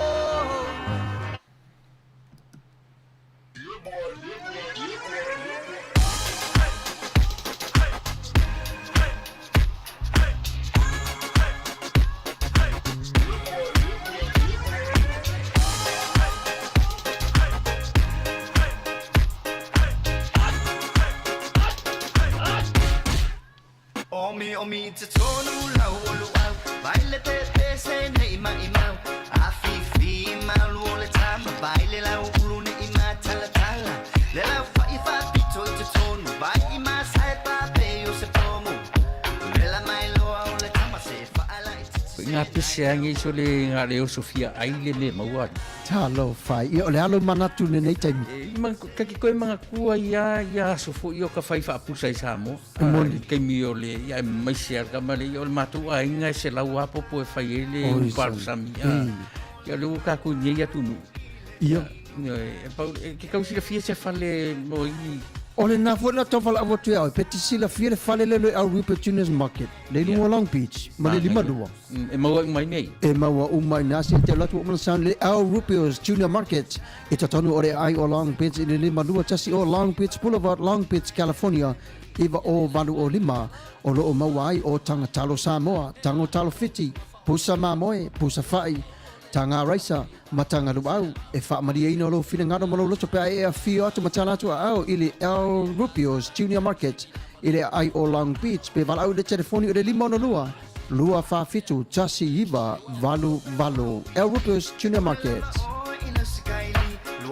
Ioe, ile ngata fo ila ile tūranga o me ai mata, me ai vela, e whapena fo i ona iei mara tautua, mara unanga le Biko, Western Union, ia ma le vaenga o taua o le Rears Money Transfer, o lato ia e lafo ia o tupe sa moa po whea lava le mea o iai o ainga, ma tau ainga, o lo iai fo i tutonu o le tautua, a le El Rupios China Market, ia le au onanga a le Western Union, ma le Rear Money Transfer moro tu si la fia. Tatou ia fia la for tupe i ainga ia o le nā.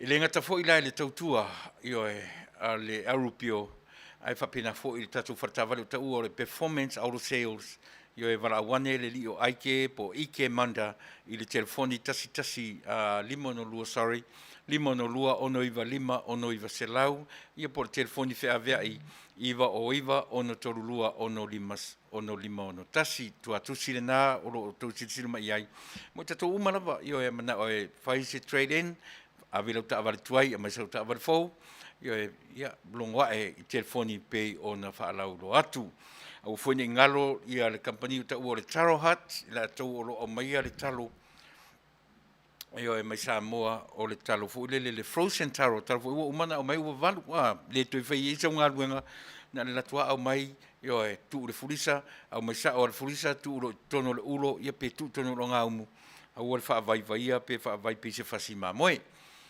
ia o le o nangara na sau whaatasi markoko sa mo wala wane i tamai tai o foifua na to uma sira fia foifua ato afa ia o ia na o lo fea ngai ma le vaenga tonu na o le container o ni ngalo sa moa o lea ua whaia mato paperwork a le tatu o nanga le tionei ia e mawhai o na ui whaatai mai se tatu container se tasi e amatai ia le porkalame a le malo o lo ua whaatatia nei i ona whaitutoa i whafo mai i New Zealand, Australia, Hawaii, Amerika, ia i le tau mawhai lava e sa ili a o le i o mai la masaro po le masina i le lua masina fo ata to a whatau nuina se i whata oto mo mua po le kalame le malo whata oto mo teminei ia ona longo tuailea mo tatu tatu tangata nuu e wha moe le tau lia o fua wha ili leanga le tatu watu nuu io e mamau ai tupe si tia ele tamau ainga o Samoa. Ile wha moe inisia tangata, e wha moe lava i o tātou tangata i le whata wina. Io e o tātou o loa, o material se whai ei lava, io e o talo, o ufi, ta amu, e mwhaina o mai fresh, ia pe mwhaifuina o mai frozen. Pe o moro tu silfia na ai masalo po le masina, i le lua masina, ia pea uma na whata oto le paperwork ale matou ale au onanga nei ale leitio ia e pe whapena mo le silafia e i tātou i nei California ia o da mwhai o na amata on tau longolongo atu whale o loa i lātou ia e mwhai nefiso o tai mai ia le tātou o onanga nei ia pe a mai ia ona whata Maria ina le paperwork e mo mia mai i Samoa ia ma me nei ai pe o le nasi na whaasilanga le titi ia ma nei kampania o lo sosone mai i le tau tutongi o pili o le tatou le tio ia o te manatu Samoa o le o tatou au le wha umaina la utala e iei te o mai tala o le urunga li Samoa o le se unga li Samoa palangi lo toi ina ma lo matu o matua masani ala le toina o naru savali io e taiao a fiafi o le la neipa o le tamaita iloia e usu ala le toina e savali toina e whaila na vainga e whaila na mata o le whaitau oi whaisi ma fia vai toina e sau ala le toina o te mi uma sau le toina va ai le loia tamaita iloia lea e usu mai alu e whengaruanga o va ai to ina le sau to ina fai lon to lo matua sole se witer ta ni pa fa tu lo matua la me te fortne Fai me fo le lo ia te fai atu le fai ngaelo ma lava e aru mai eli. Me lo matu ai. Ia ilonga lava o whapena o le lo ia e tauna na fai le leio na la e o le official mea mai. Ioi. Me le ai. Tai au o te alu e usu mai ale lo ia le o le matua antairi lava o lana. Ioi. Alua. Ua uma le vais. Ai o lo las falele. Ua fiu le lo matua le complain o toina. O lo le alu toina sa vali. E sau lo male lo matua muri me lo matua o sa vali ma toina. Fo i mai loa no fo i luma por ki kor fale. Yo ia ma fai isi ko mala ki fo i ma sa vali. E no fo ro ia lo e vai tu lo matua. E fa pe ma toina lo matua. Ia vai fo lai. Vai fanga ko me kele mai. Si vai fai mai o le lo ia si vai o funga sa mai. Ma tilo tunga lo matua. O ka sole. She was so beautiful with the outfit. O kale au le leio le loia. E sau le lo matua malanga sut fo le loia. Ai martara lo matua toina. Ai, sole. Se ua vai walu le vai aso e complain. Se vai se le au le leio ti ma nei o forfin. Meto se le ai o na tango tua le lo matua se i le mata le toina. Na lo matua feula. Ia solo lo na off. Tango lo toi tu i mata o toina. Toi tiro tuna toina fai mai tara toina. Wala. Sole sao sole. E ese lauwa ai. Ia te au. E ese fo i lauwa ai ia te oe. E ese uma lava mea e a ngai ai. Ia le tātou wa ai. O le vaai a le si tangata i le HRPP. E se fo na vaai. O le vaai a le si tangata i le malo o lo uatura i mai. E se fo i na vaai. Ioe. Ai a fua la ona e se vaai. Ona ioe. E ne nefu, e le o mata e ne nefu. E ne nefu le mafaufau. Ioe. E ne nefu le mafaufau e a fuai o na punitia le vai. Tau te fiu ala tau wha malama le tangata o le parau vale mai lunga i. E ne, ioe, awani ne nefu ai o tatou vai. Ia malama le vai. Ioe. Langa ne nefu lo tatou mafaufau. Tau te fiu e whaasanga tonu le tatou vai. Ioe. Ai le lei o na aware ita. Aua tatou te ita i le tangata o lo parau vale mai lunga o le tatou.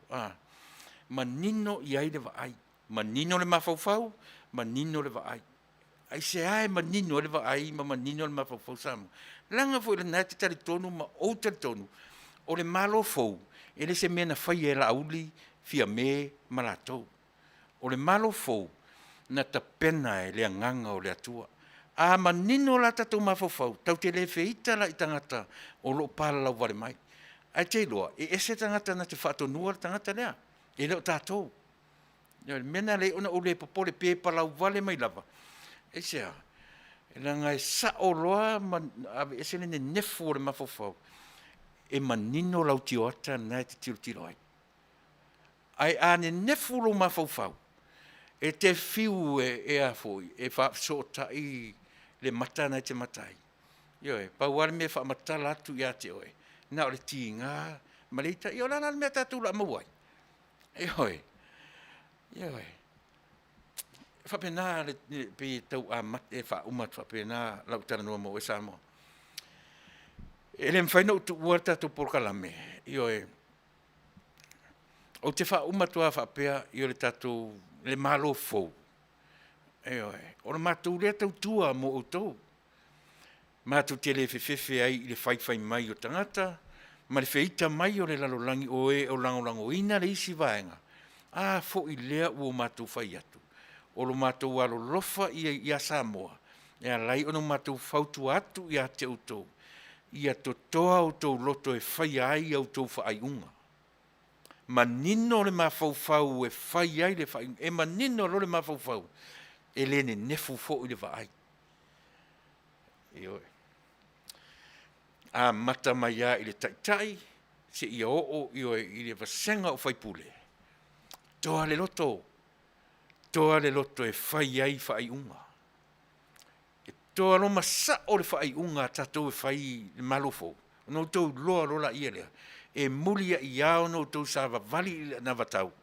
Au tau whaatino le mea tau o le alofa i a Samoa. Aisea, ua lava le whai unga whai e tonu ma potolo na whainga. E wha matala ai lo tau alofa. Ia Samoa. Manuia lau whawhonganga Samoa ni e fiafi. Whamangalo le tautua.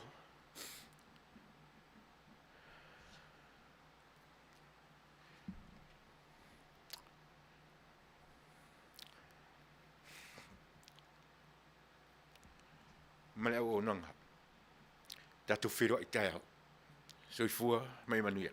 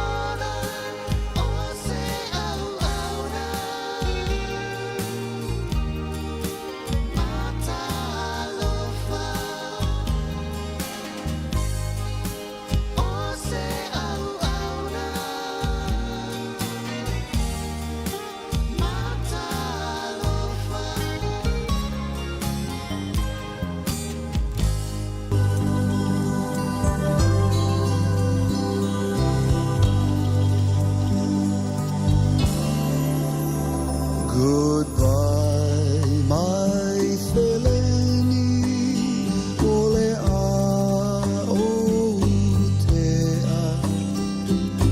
Folau le vasa